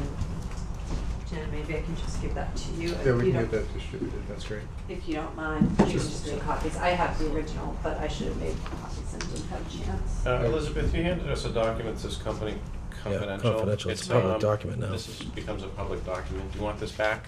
No, that's okay. Okay, just It's making out sure. there. It sounds like my email's already gotten out there too, and that was confidential, so. We've Because been it's here in having- the Gloucester Daily Times, so that's fine. I mean, I just, I guess I would, the reason we say company confidential is, I have another job that, I'm responsible for, and, while my partners in my business, are aware of Medicinal Evolution, I've got a board of directors and shareholders, and there are varying opinions on this, so, the I just wanna make license is in sure this Brandon's is now on- name, and- this No, I is now appreciate in that, the there, license so- is Brandon's Okay. name, and Brandon's on there, and, That's fine. I'm listed as a board, I'll be on the board, and, we've been doing this, every night for a long time.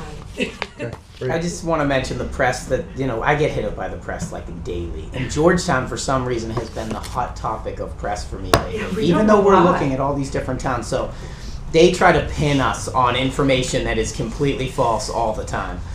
And when my reaction to almost every question they ask is, look, we're just trying to have the conversation to see if something can work up there.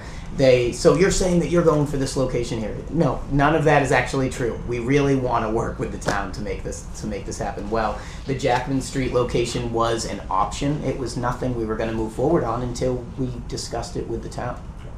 And as you all know, we can't control the press. We know. I know you do. Luckily, we have exceptional press over there. Well, with the exception of the local. Very good. If I could put a police chief on the spot.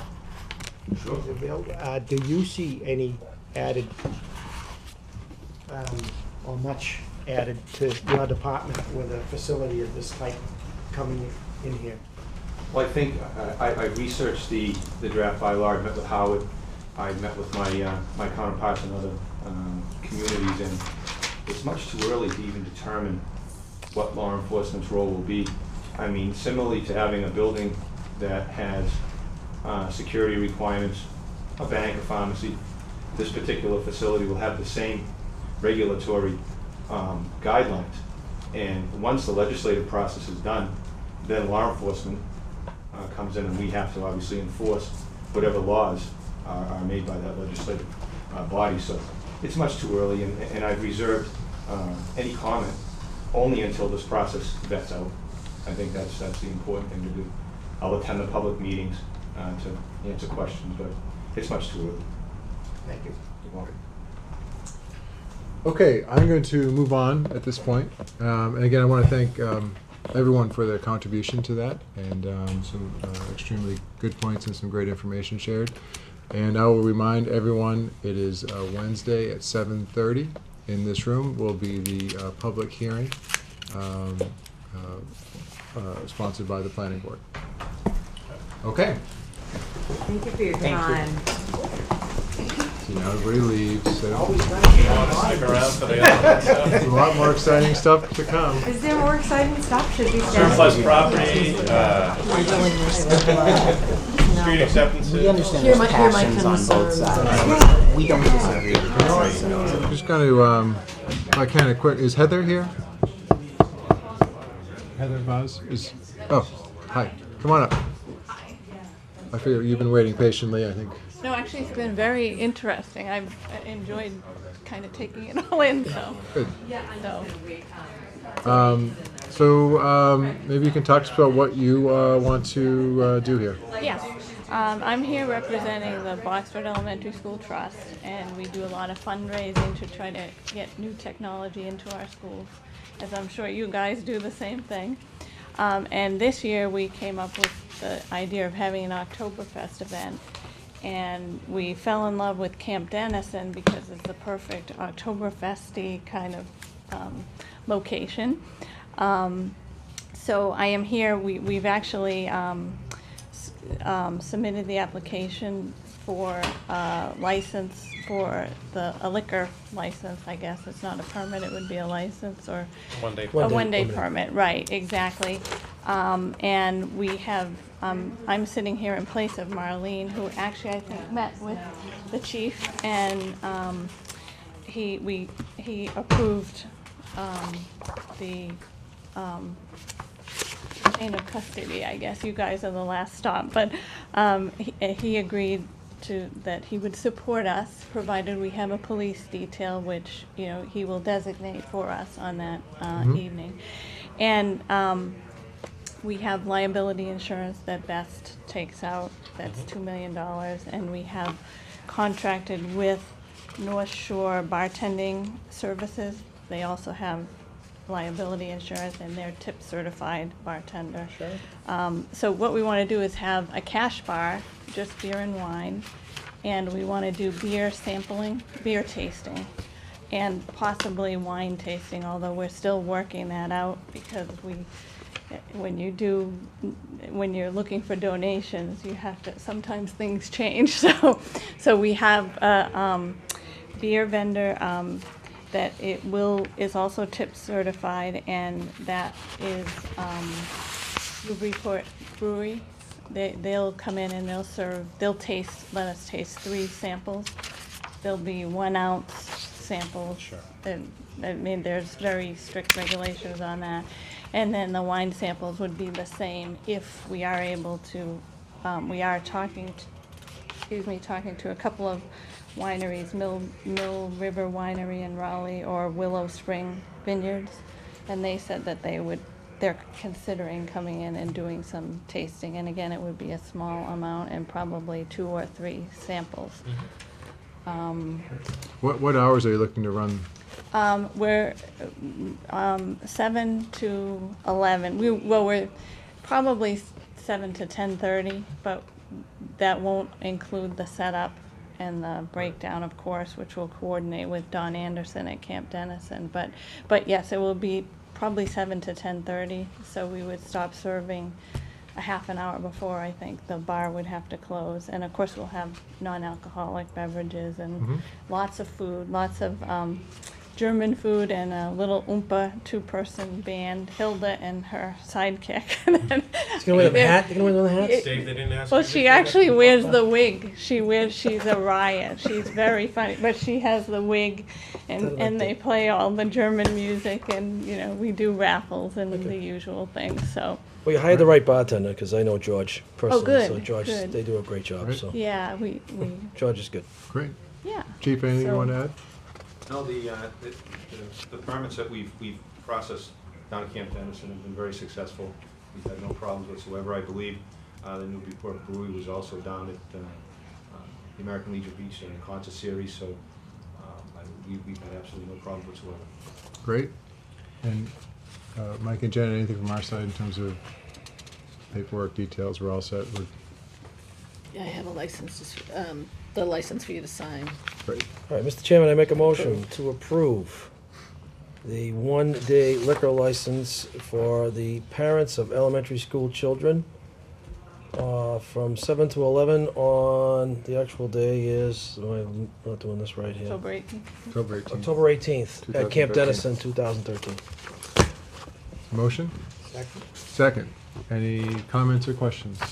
And how many people do you expect to come to this event? Because I'm just thinking of the maximum Yeah, capacity no, there. that's a very good question. We do 'Cause consider I think it that. sounds really fun. Phil wants some tickets. You can come. You're welcome Well, to I'm on come. a Georgetown Education Foundation, so I like the idea. Yeah. We might have to steal your idea one year, but I love it. We expect 90 to 95. That's what we've seen historically. We've done wine events in previous years, and that's really the number that we get every year. Okay. We wish that we could find someplace big and have 600 people come. If I figure that out, I'll let you know. So, yeah. So Great. I wouldn't expect more than that probably. This sounds like a great idea. Great. Gary? I have a question more to go, I think, with the chief. I'm the somewhat conservative guy, and I try to save people money where they can. So do you see a cutoff on the amount of people down there where you don't need a police detail, or, you know, because I remember when we had one for the birthday party, and it didn't look like a lot of action to me that. And it was a bit of a concern when the regulation came to be through the Conservation Commission when they began the whole rental process of the facility. And I think that it was more a board decision than a police decision to have someone down there because of the serving of alcohol. I'd also said to the applicant when she did come to me, I mean, it's not necessarily similar to the consumption during a wedding and so forth. It's more beer and wine tasting. I erred on the side of caution only because of the conversations that we had with the board at the time the regulations were set. But I feel the same way. I mean, there is an expense to having the police officer there. And I think maybe the town can visit that as a whole versus just my decision, as opposed to having a police detail there at all or making it an option. It's usually numbers driven. It's been numbers driven for the Black Swan relative to weddings and functions there as well, and other locations. So I would acquiesce to the board as well as the other committees. And there's always the ability to waive a police detail, but it's numbers driven. You know, the amount of people attending. 100 people, you know, I erred on the side of caution and said I think that the police detail should be there. It's town property. That we have actually had people hire us for private parties on private property. They want police details for large scope functions that they have at their home, and it's just that element of control and that element of safety as well. You know, medical supplies and the like. If somebody gets hurt, the officer has that equipment with them when they do a private detail like that. So I think there's a myriad of things to look at that. But I have thought of I'm a conservative guy too, and I know it can be expensive, especially when they're doing charitable work and trying to raise money. Now you're spending money to make that money. So perhaps what you're saying is going forward, perhaps we could put something on our agenda and work Because on it was a something. very, very long conversation concerning the ability to have those special permits through the commission. And I was involved in that with then Chief Mulligan, and because of their desire, I've always swayed on the side of caution, especially with 100 people. Does this application include the cost of the police detail? Heather, do you know, this $200? I don't think it does. Okay. I don't think it. There's not, it would be a separate billing. Yes, okay. And I will say though, given the way that Camp Dennison is laid out and the parking, that was the only debate that we had, is I actually, and the ladies who were running this will actually be happy to have a police detail there, because the parking is not, you have to walk a little bit to get to the lodge where everything is, so it'd be kind of nice to. Yeah, it's very dark. Yes, it is. Well, we're gonna see if we can light it up, but we're, you know. No pun intended though, No, right? no, well, no, not that. All right, good. No, Great. right. So. Okay. All right, any other comments, questions? All those in favor? Aye. Aye. Great. All right. Well, Thank you very much, and very thanks for your much. patience. I appreciate it. Yeah, have a great event down there. Thank you. I hope the I'll let weather- you know how it goes. I may call you. Okay. Great idea. Okay, good luck. Partnership agreement with Fish and Wildlife, Steve? Good evening. Hi, how are you? My name is Ann Gagnon. I'm with Mass Division of Fisheries and Wildlife. Great. And I was just before Steve's board last week. The reason I'm before you this evening is because the state Mass Division of Fisheries and Wildlife wants to apply for a North American Wetland Conservation Act grant application. It's a federal application that we would be applying for next spring. And part of the grant requirements are match. And you get more points if you have municipal match, et cetera, et cetera. It's a very complicated, onerous application process. So not many people apply for these large grants, but it's up to $1 million. And so by necessity, the requirements are very difficult. And so we were looking to use a match that Georgetown has already completed in March of 2012 as match for this proposed grant. So it would be a matter of allowing us to use the money that you've already spent as match for potential federal dollars that, if we are successful with the grant application, would be getting. So it doesn't require you to do anything additional or different with the land that you have already protected, so there wouldn't be any additional regulation on it in terms of mass fish and wildlife. The only thing that would be required is, if we were successful, we'd have to record a one-page document at the registry that simply states that the funding that you used to acquire the property was used as federal match, so it couldn't be used for another project. And it would require that the land stay as conservation property. I think that's already required through the land grant that the town used to acquire the property. And there's also a conservation restriction on it, I believe, to Essex County Greenbelt, which also, permanently protects it from the state perspective. So this is the farm? No, Driftway. It's the Okay. Driftway Conservation Land up North and Wells, in between North and Wells. Okay, and how much money are we talking about in terms of what we spent already? I realize it was spent. The purchase price was $255,000, Okay. and we got a 60%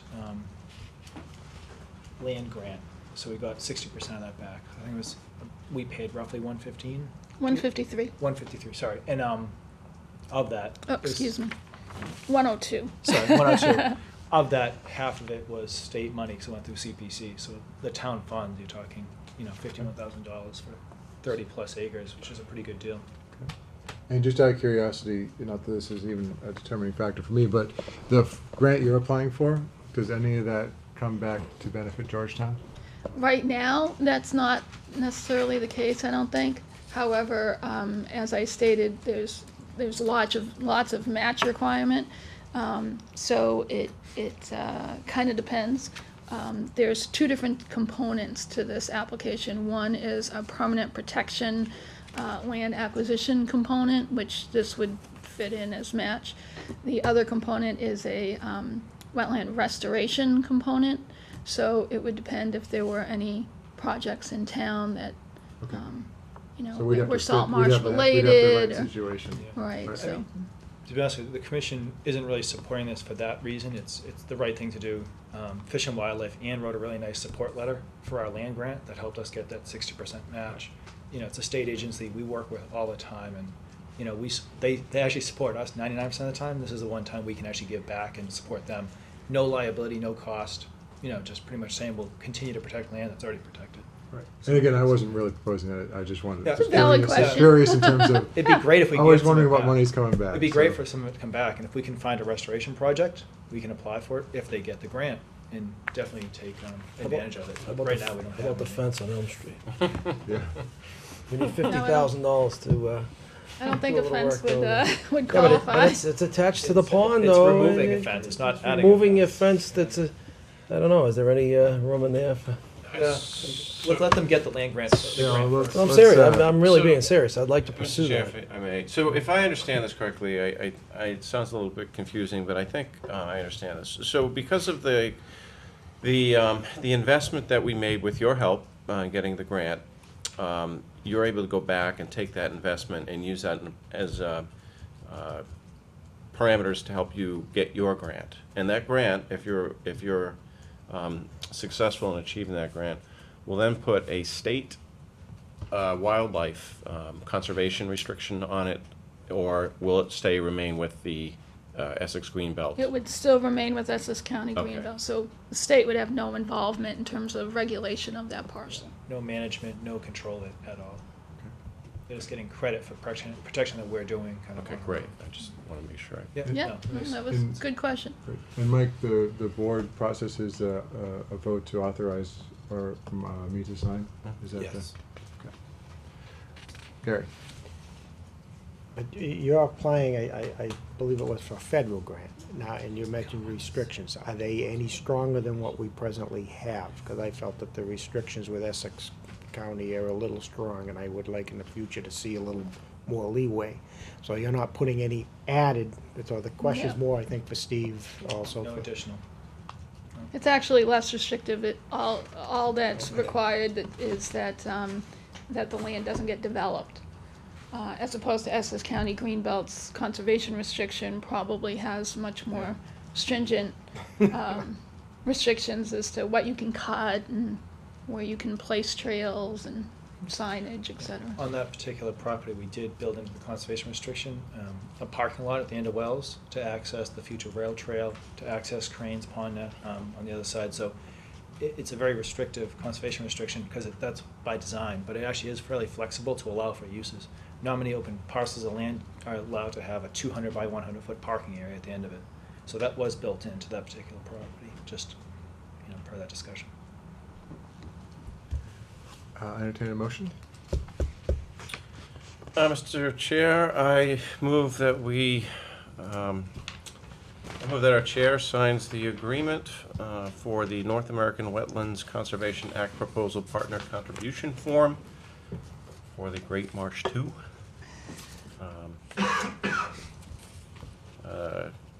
grant application. Second. Motion and a second. Any further discussion? All those in favor? Aye. Aye. Aye. Okay. Ayes have it. Thank you very much. I appreciate your time, and hopefully. Come back with great news for you, I know. for you and us. Thank you Some very more much. paperwork to do if that happens. That's right. As it usually works. Well, good luck to you. Well, thanks. It's a good project. Appreciate it. And but to just touch on my point, if I might, Mr. Chairman. Absolutely. We, I don't know if Steve has mentioned to you, and I don't know if your agency can help us out with this, but we do have a issue bordering the pond with a fence that was installed a while ago, many years ago, that we're looking, and some guardrail, there's a fish ladder and everything there, that we're looking to find some dollars to remove this fence, because turtles getting crushed, and, as they try to cross the road, and so, I don't know, if maybe we can at least investigate, maybe there's something there for us. I can There write could be some dollars a there. proposal made with Mike to understand what you're looking to do, and Right. if this goes through, we can put it in as a proposal. Yeah, maybe, because we want to remove, a portion of that fence needs to be removed. Mhm. Okay. All right, thank you. Okay, thank you. Thanks very much. Have a great evening. Thank you very much. I need one more, I gotta hit one more discussion item with these guys. Yeah, I'll wait Then I'll for you. make a copy of that. Yeah. So I can have a copy. All right. Is this the grant, Wheeler Brook? Yep. Discussion? Fire away. There's a small, I think there was just confusion because I had multiple projects coming into you guys at the same time. So that grant agreement. I know we only give is you one at a time. Connected, correct, is connected to the discussion we just had. The conservation restriction for Wheeler Brook Farm is pretty much going on as we speak. It's going to the commission next month for the commission to sign, and then we'll be into the October meeting with Greenbelt and Vanessa Johnson to discuss it. So I guess I'm looking just for a continuation tonight to, I think I asked already, to get on the October meeting. Sure. Where we'll bring in, signed by the commission, kind of going through the right chain of command before you guys get a shot at it. Just for the record, town council has reviewed that, the state, it's been through 20 different reviews by every agency that I know of. They'll go before the commission on the 26th, and I'll have a signed doc with Greenbelt Conservation Commission for you before that meeting. Great, excellent. Thank you very much for your time, guys. Diligence. Thank you. you very Thanks, much, Steve. Thanks again. Thank you. I'm gonna do the surplus property last, right? I don't wanna get these guys out of here if we can. Can we do the street acceptance, Howard?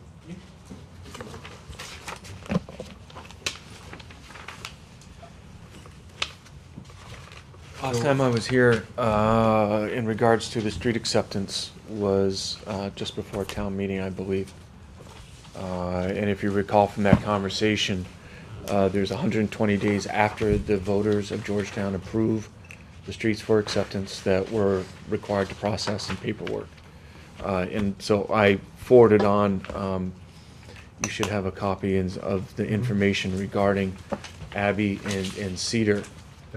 This is the last paperwork that needs to be done, and once it's recorded, then it's officially accepted. And we're within 10 days of the 120 days, so. So what do you need from us? Well, I need signatures on the order of taking. Okay. But I just wanted to emphasize the title might be a little misleading. When it says order of taking, it's not necessarily taking the way most of us think of us in terms of eminent domain. Both streets were laid out in separate fee by the developers, so they can be easily taken from the developer and accepted by the town. If we take Abbey Road first, I believe you were copied on the email. I wanted to clarify what town council said in the second, where he did not reserve the easement in lot 2.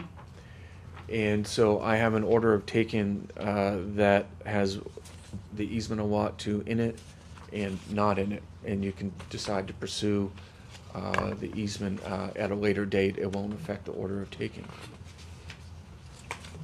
What the easement is on Abbey is that there was some set aside of some of the property off this road or the separate fee in order for drainage to be accommodated. And that's something that if the town decides to take now, they can do it. If not, you can wait at a later date. What the concern was is that the property owner might come back for damages, but you need to consider the fact that the town would now take over the maintenance of this drainage easement as opposed to the property owner or the developer being responsible for it. It's minimal, so what would be required at a later date would be some type of assessment of what the property value may be, but again, it would be minimal. And that assessment would be what the owner would seek in damages. He would have less property for taxation, so I hope that clarifies things a little bit as opposed to muddles it. It does, so is there a way to go to the owner and have them say it's okay? Or has the owner already said they don't want this? Can you give me a little The owner hasn't been contacted, so you could Okay. sign the order of taking without that lot and pursue correspondence and assessment at a later date. Yeah, I think I'd like to at least, my recommendation would be to at least have a conversation with them, and assuming that this is not a big deal to them, hopefully we can just do it with a correct correspondence. So it's no Right, issue. it would probably just come down to a single letter of agreement that needs to be an instrument recorded at the registry, and then it would apply. That doesn't require a town meeting vote, right? Right. No, the easement, if we negotiated the easement, that wouldn't have to go to town meeting. For a drainage easement? No. I'd have to look into that, but I don't think so. Okay. We don't need a public hearing for order of taking? It's not a hostile takeover, right? I'm It's just- not I eminent just- domain. I'm just double checking, I Yeah. just, my history of, This is a follow-up process. This is the public hearing, so in terms of notification to property owners and everything, they've been noticed in the original intention of the selectmen to lay out the land. So is this posted as a public hearing for this tonight? I'm sorry. That's what I'm. It was posted on the agenda, but it wasn't noticed in the paper. I just want to make sure we're not. I don't believe you have to, like you said, because the order of taking, it's all part of the town meeting. Well, they already had a public hearing on the street acceptance, and so I Well, believe coming it's all back part of, So and do it's we- already been through town council. Yes, too. Okay, great. Mr. Chairman, I make a motion that we accept the order of taking for Abbey Road without Lot 2. Motion? Is there a second? Yeah, second that. Motion and a second, discussion. If I may, so that does that mean on the order of taking as it's laid out, we've got one, does that leave two off? Because that's where it mentions Plan 2, I mean, should we No, change? no, I've do we need to change revised- this whole thing, I've revised paragraph 2. so what we see in front of us is From what what we're you see in voting front of you, what would be removed, what is removed, is starting at lot 2 and ending at the semicolon. So I don't have that in front of me. So your paragraph 2 would state perpetual drainage easements in the drainage easement premises depicted on the plan within lot 9, within lot 8 and 9. So I'm gonna cross off from lot 2 to within lot 9. Yeah, What you're saying. on the second page. Well, that's the first page of the order of taking, not correct. Or am I looking on it because there's a page 2 on this? Right. Yeah, it is. It's the first page. Paragraph 2. Okay. Paragraph 2, first 2, page, yes. at the bottom. Okay, so do we need to, in David's motion? I specified without the easement on lot 2. Okay. If I can, I guess why, with all this time, is this in front of us and not quite complete? I mean, did we not know who the owner was? What was the? There took a little bit of some research, and then just some meeting quorum timelines, and so it took a little bit. And we talked earlier, now if he doesn't maintain this, I mean, we have a, what's the protection of wetlands thing that we have where we've gotta clean the drains all the time? I mean, we can still clean the drain, but now as a town, we can't clean the easement for where the drain goes, I take it. Right, if you don't accept the lot 2 drainage easement, then the developer or the property owner is still responsible for the maintenance of it. But our goal is to Eventually. pursue it. It's just we want to do it through a little more communication. Right, because it's part of the actual drainage function Right. So I coming from guess the street. Whose responsibility is it now to follow up? The planning board or the board of selectmen? The planning board will assist in following up with communication with the property owner and the selectmen. Okay. Howard, is this correct? Any more comments, questions? If we wait for Mike to.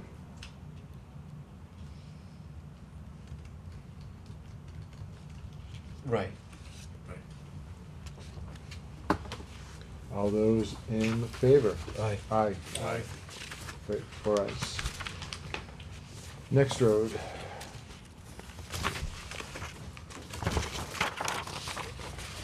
Cedar Lane. The issue that arose out of this was with an easement, but it's actually a site easement that was placed onto one of the properties to assist keeping vegetation clear, so the sight line distance as you make the turn up Cedar Lane remains clear.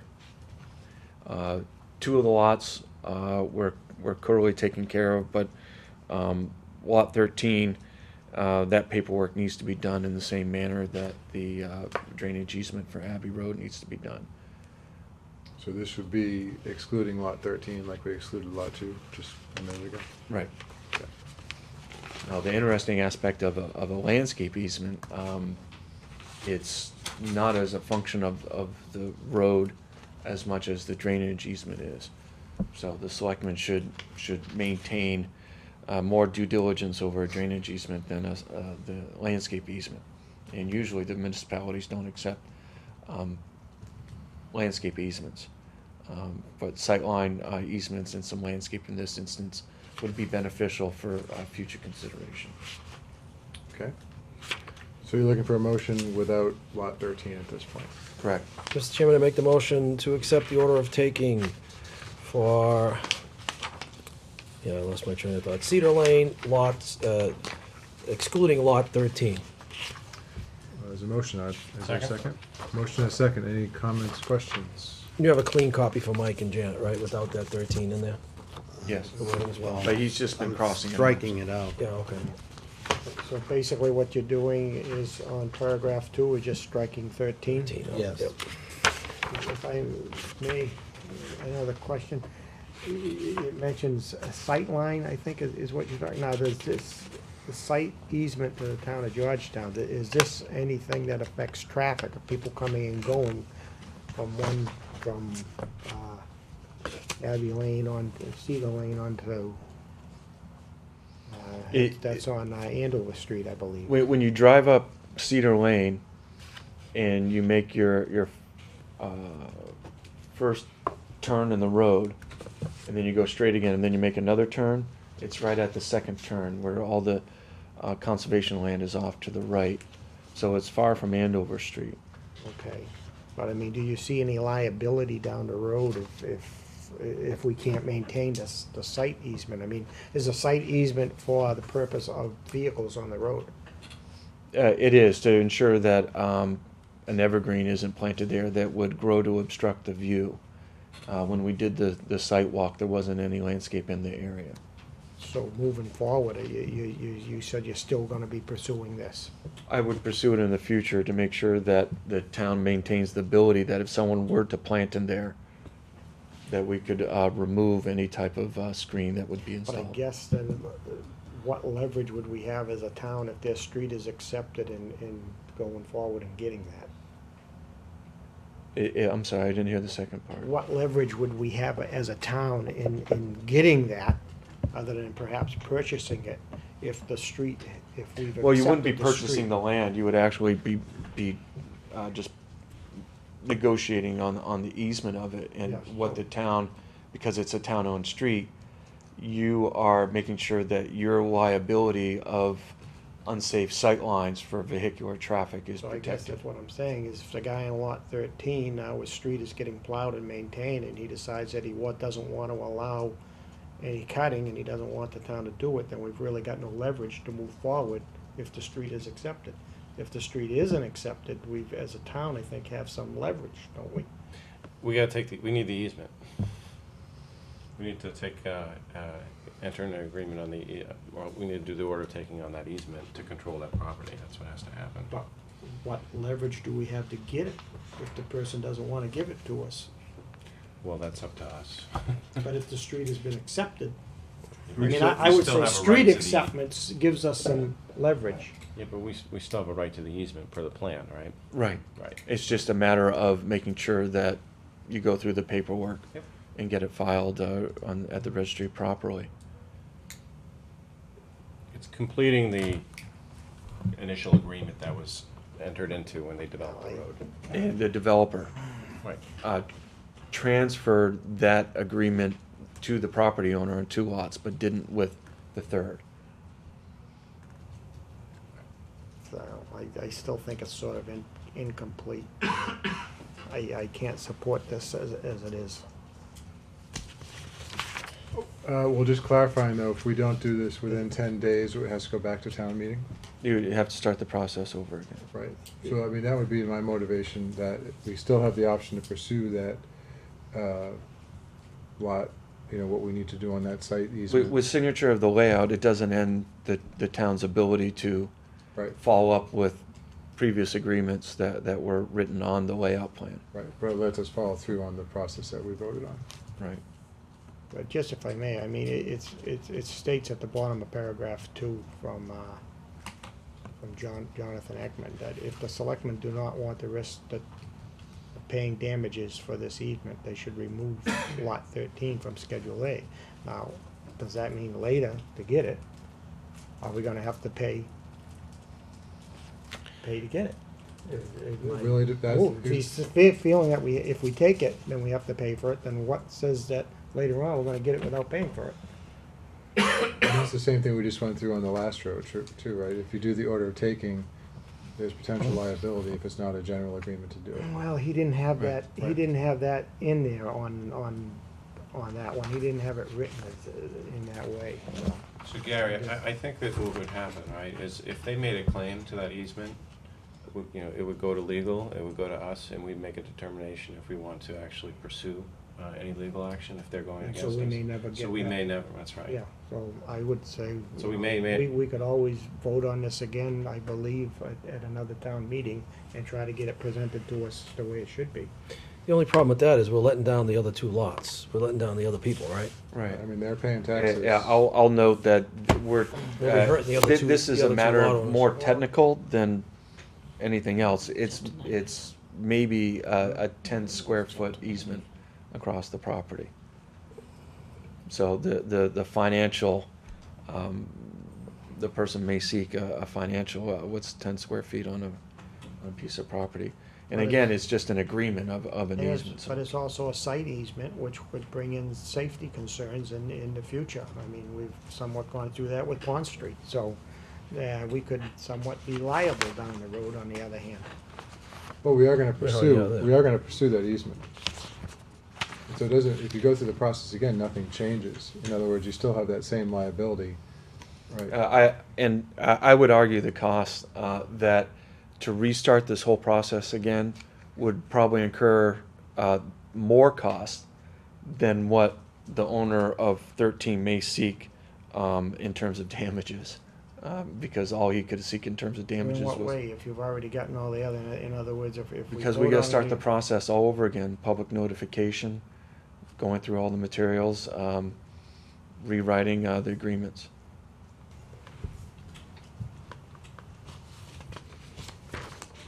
So is the planning board recommended moving forward? They, So you're here they tonight. made their recommendation before the last town meeting to recommend them for acceptance.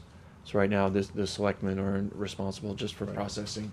But in the terms final of, are they, paperwork. are, I guess, are you representing them, are they okay with this approach of doing it without 13 now and then pursuing 13 after? About 13? They haven't been involved. Okay. This is just, This is the your- order of your- taking is with the selectmen. This is your execution of the process and we have Right. the order to take. They've Gotcha. already approved the process. Right, okay. Can I ask one more question? Sure. Is this the first time, this isn't the first time we've been here with this, correct? Didn't this go before town meeting once before? Cedar Lane did. And we didn't follow up at that time either?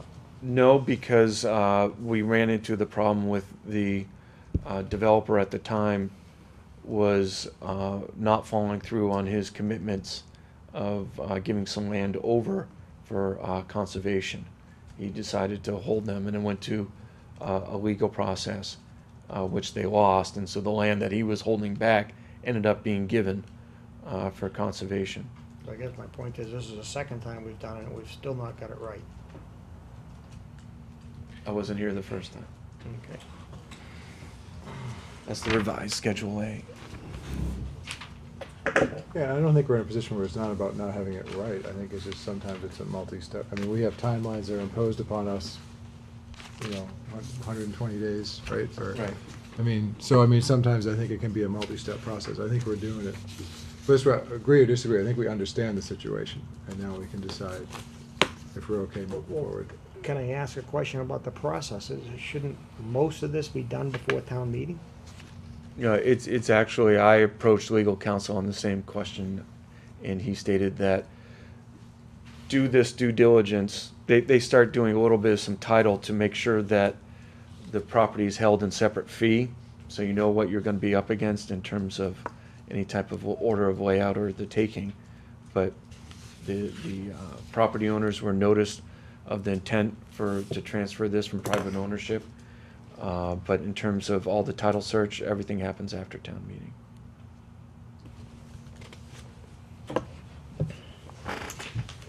Okay, so I guess at this point I'll ask if someone wants to make a motion. We already did.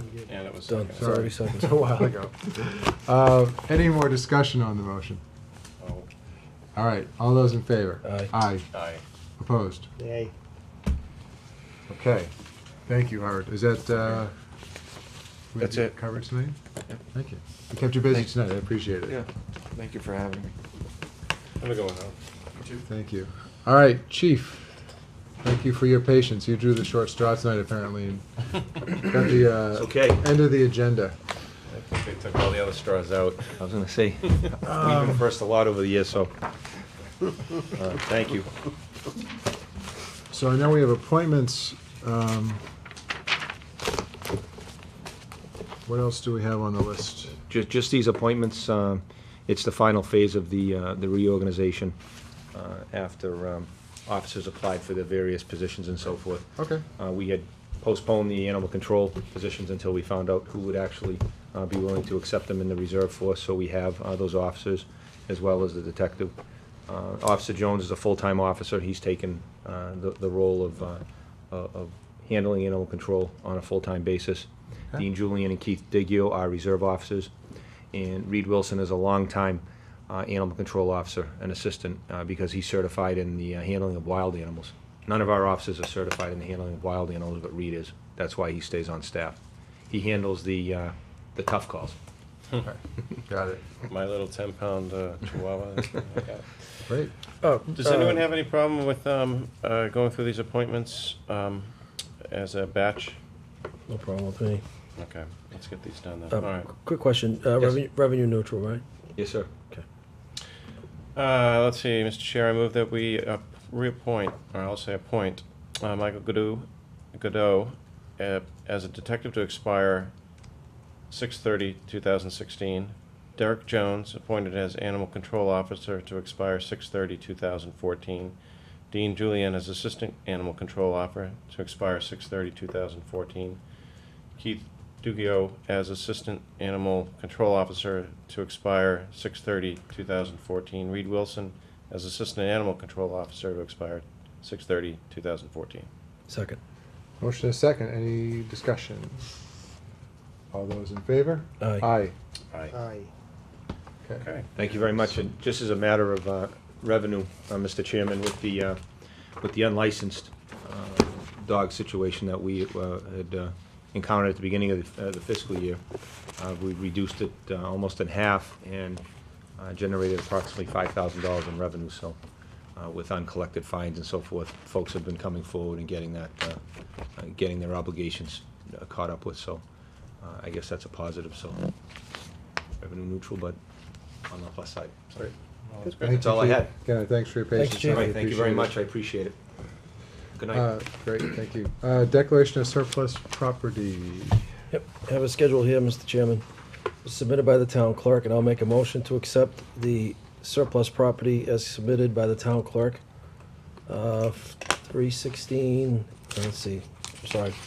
The property was from 3/16/11 and 8/13/13. Second. Motion and second. Any discussion? All those in favor? Aye. Aye. Aye. Aye. Aye. Did I say aye? Sorry. Okay, cruising down here, town administrator's report. Mike, you had some possible warrant articles you wanted to tell us about? Yes, we're rapidly approaching the need for a fall town meeting. We know there's gonna be a medicinal marijuana bylaw proposed, and these are some of the other items that could be on, or should be on, the warrant for a special town meeting. The first one, in approving the budget last spring, because we changed the way the departments submitted with the different account numbers, overtime was overlooked for the highway department. Wasn't raised or appropriated, so we would need to take from free cash $16,181 to cover that budgeted item, non-budgeted item. Not likewise, but another thing that was omitted from the budget, although it was in the budget document, it wasn't voted on. It was the budget for the ambulance department. You know, we vote a separate budget warrant article for the water department, but we needed to do that for the budget for the ambulance, and that didn't happen. Okay. So we need to recognize the ambulance budget of $217,000, which is tax neutral because it's part of the enterprise fund. The assessors fund, that's a transfer from their fund to the free cash. It would eventually transfer to free cash. We did that 2 years ago. They had excess funds, and we worked out a 5-year time lag that they would keep any money they set aside, and now we're hitting that stride. So it's 5,000 this year. Next year it's around 150,000. Nice. Just depends on the amounts of money they have to reserve for potential assessments. So that's a positive. The FinCom Reserve Fund just took a big hit. And it's early in the budget for them, but what happened is we got our bills for the liability insurance and the property and liability insurance and the workman's comp. We get an estimate before town meeting, the bill comes in after town meeting, and we're $20,000 short in the property and liability and $4,352 short in the workers' comp budget line item. The finance committee did transfer money from their fund, from the reserve fund, to those line items at their meeting last week. We haven't met, and I haven't been here to discuss this with you. Normally I would have discussed it with you ahead of time, but there's also a matter of if we didn't pay the bill by the end of this week, we would have lost a $15,000 discount. So it would have added insult to injury. So we went ahead with it and they approved it. But I haven't gotten an official request, but the FinCom feels that because it's so early in the budget season, that 24,000 should be replenished out of free cash.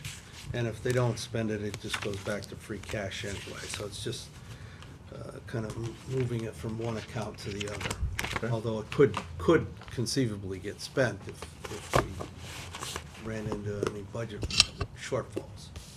So that's another potential warrant article. And as I said, the medicinal marijuana bylaw, which we discussed tonight, and another potential bylaw is, I had asked legal counsel to prepare a new personnel bylaw. If we, I know you're holding off appointing, making appointments to the personnel committee, but we're gonna need, and this is in conjunction with the DOR recommendation to change the bylaw, and we'll obviously have to have a public hearing on this, but this is a potential personnel bylaw that was prepared. There's 2 copies, take one from each pile. One is a clean new copy of the personnel policy bylaw, and then the second one is a red-lined edited version, shows you what it was and what they're proposing to remove. So it's not for any discussion at this point. I just wanted to have it now, but we will have to discuss it soon. And I'm suggesting that, like last year, we can have, we'll have all our certifications from DOR well before the end of October, like we did last year. I think the evaluations are already certified, and the free cash would be certified. I think Mary has an appointment right after Labor Day, so there's, we can conceivably have it sooner, but I'm not recommending it because you have to open up the warrant. You have to close the warrant, and then the warrant has to be posted.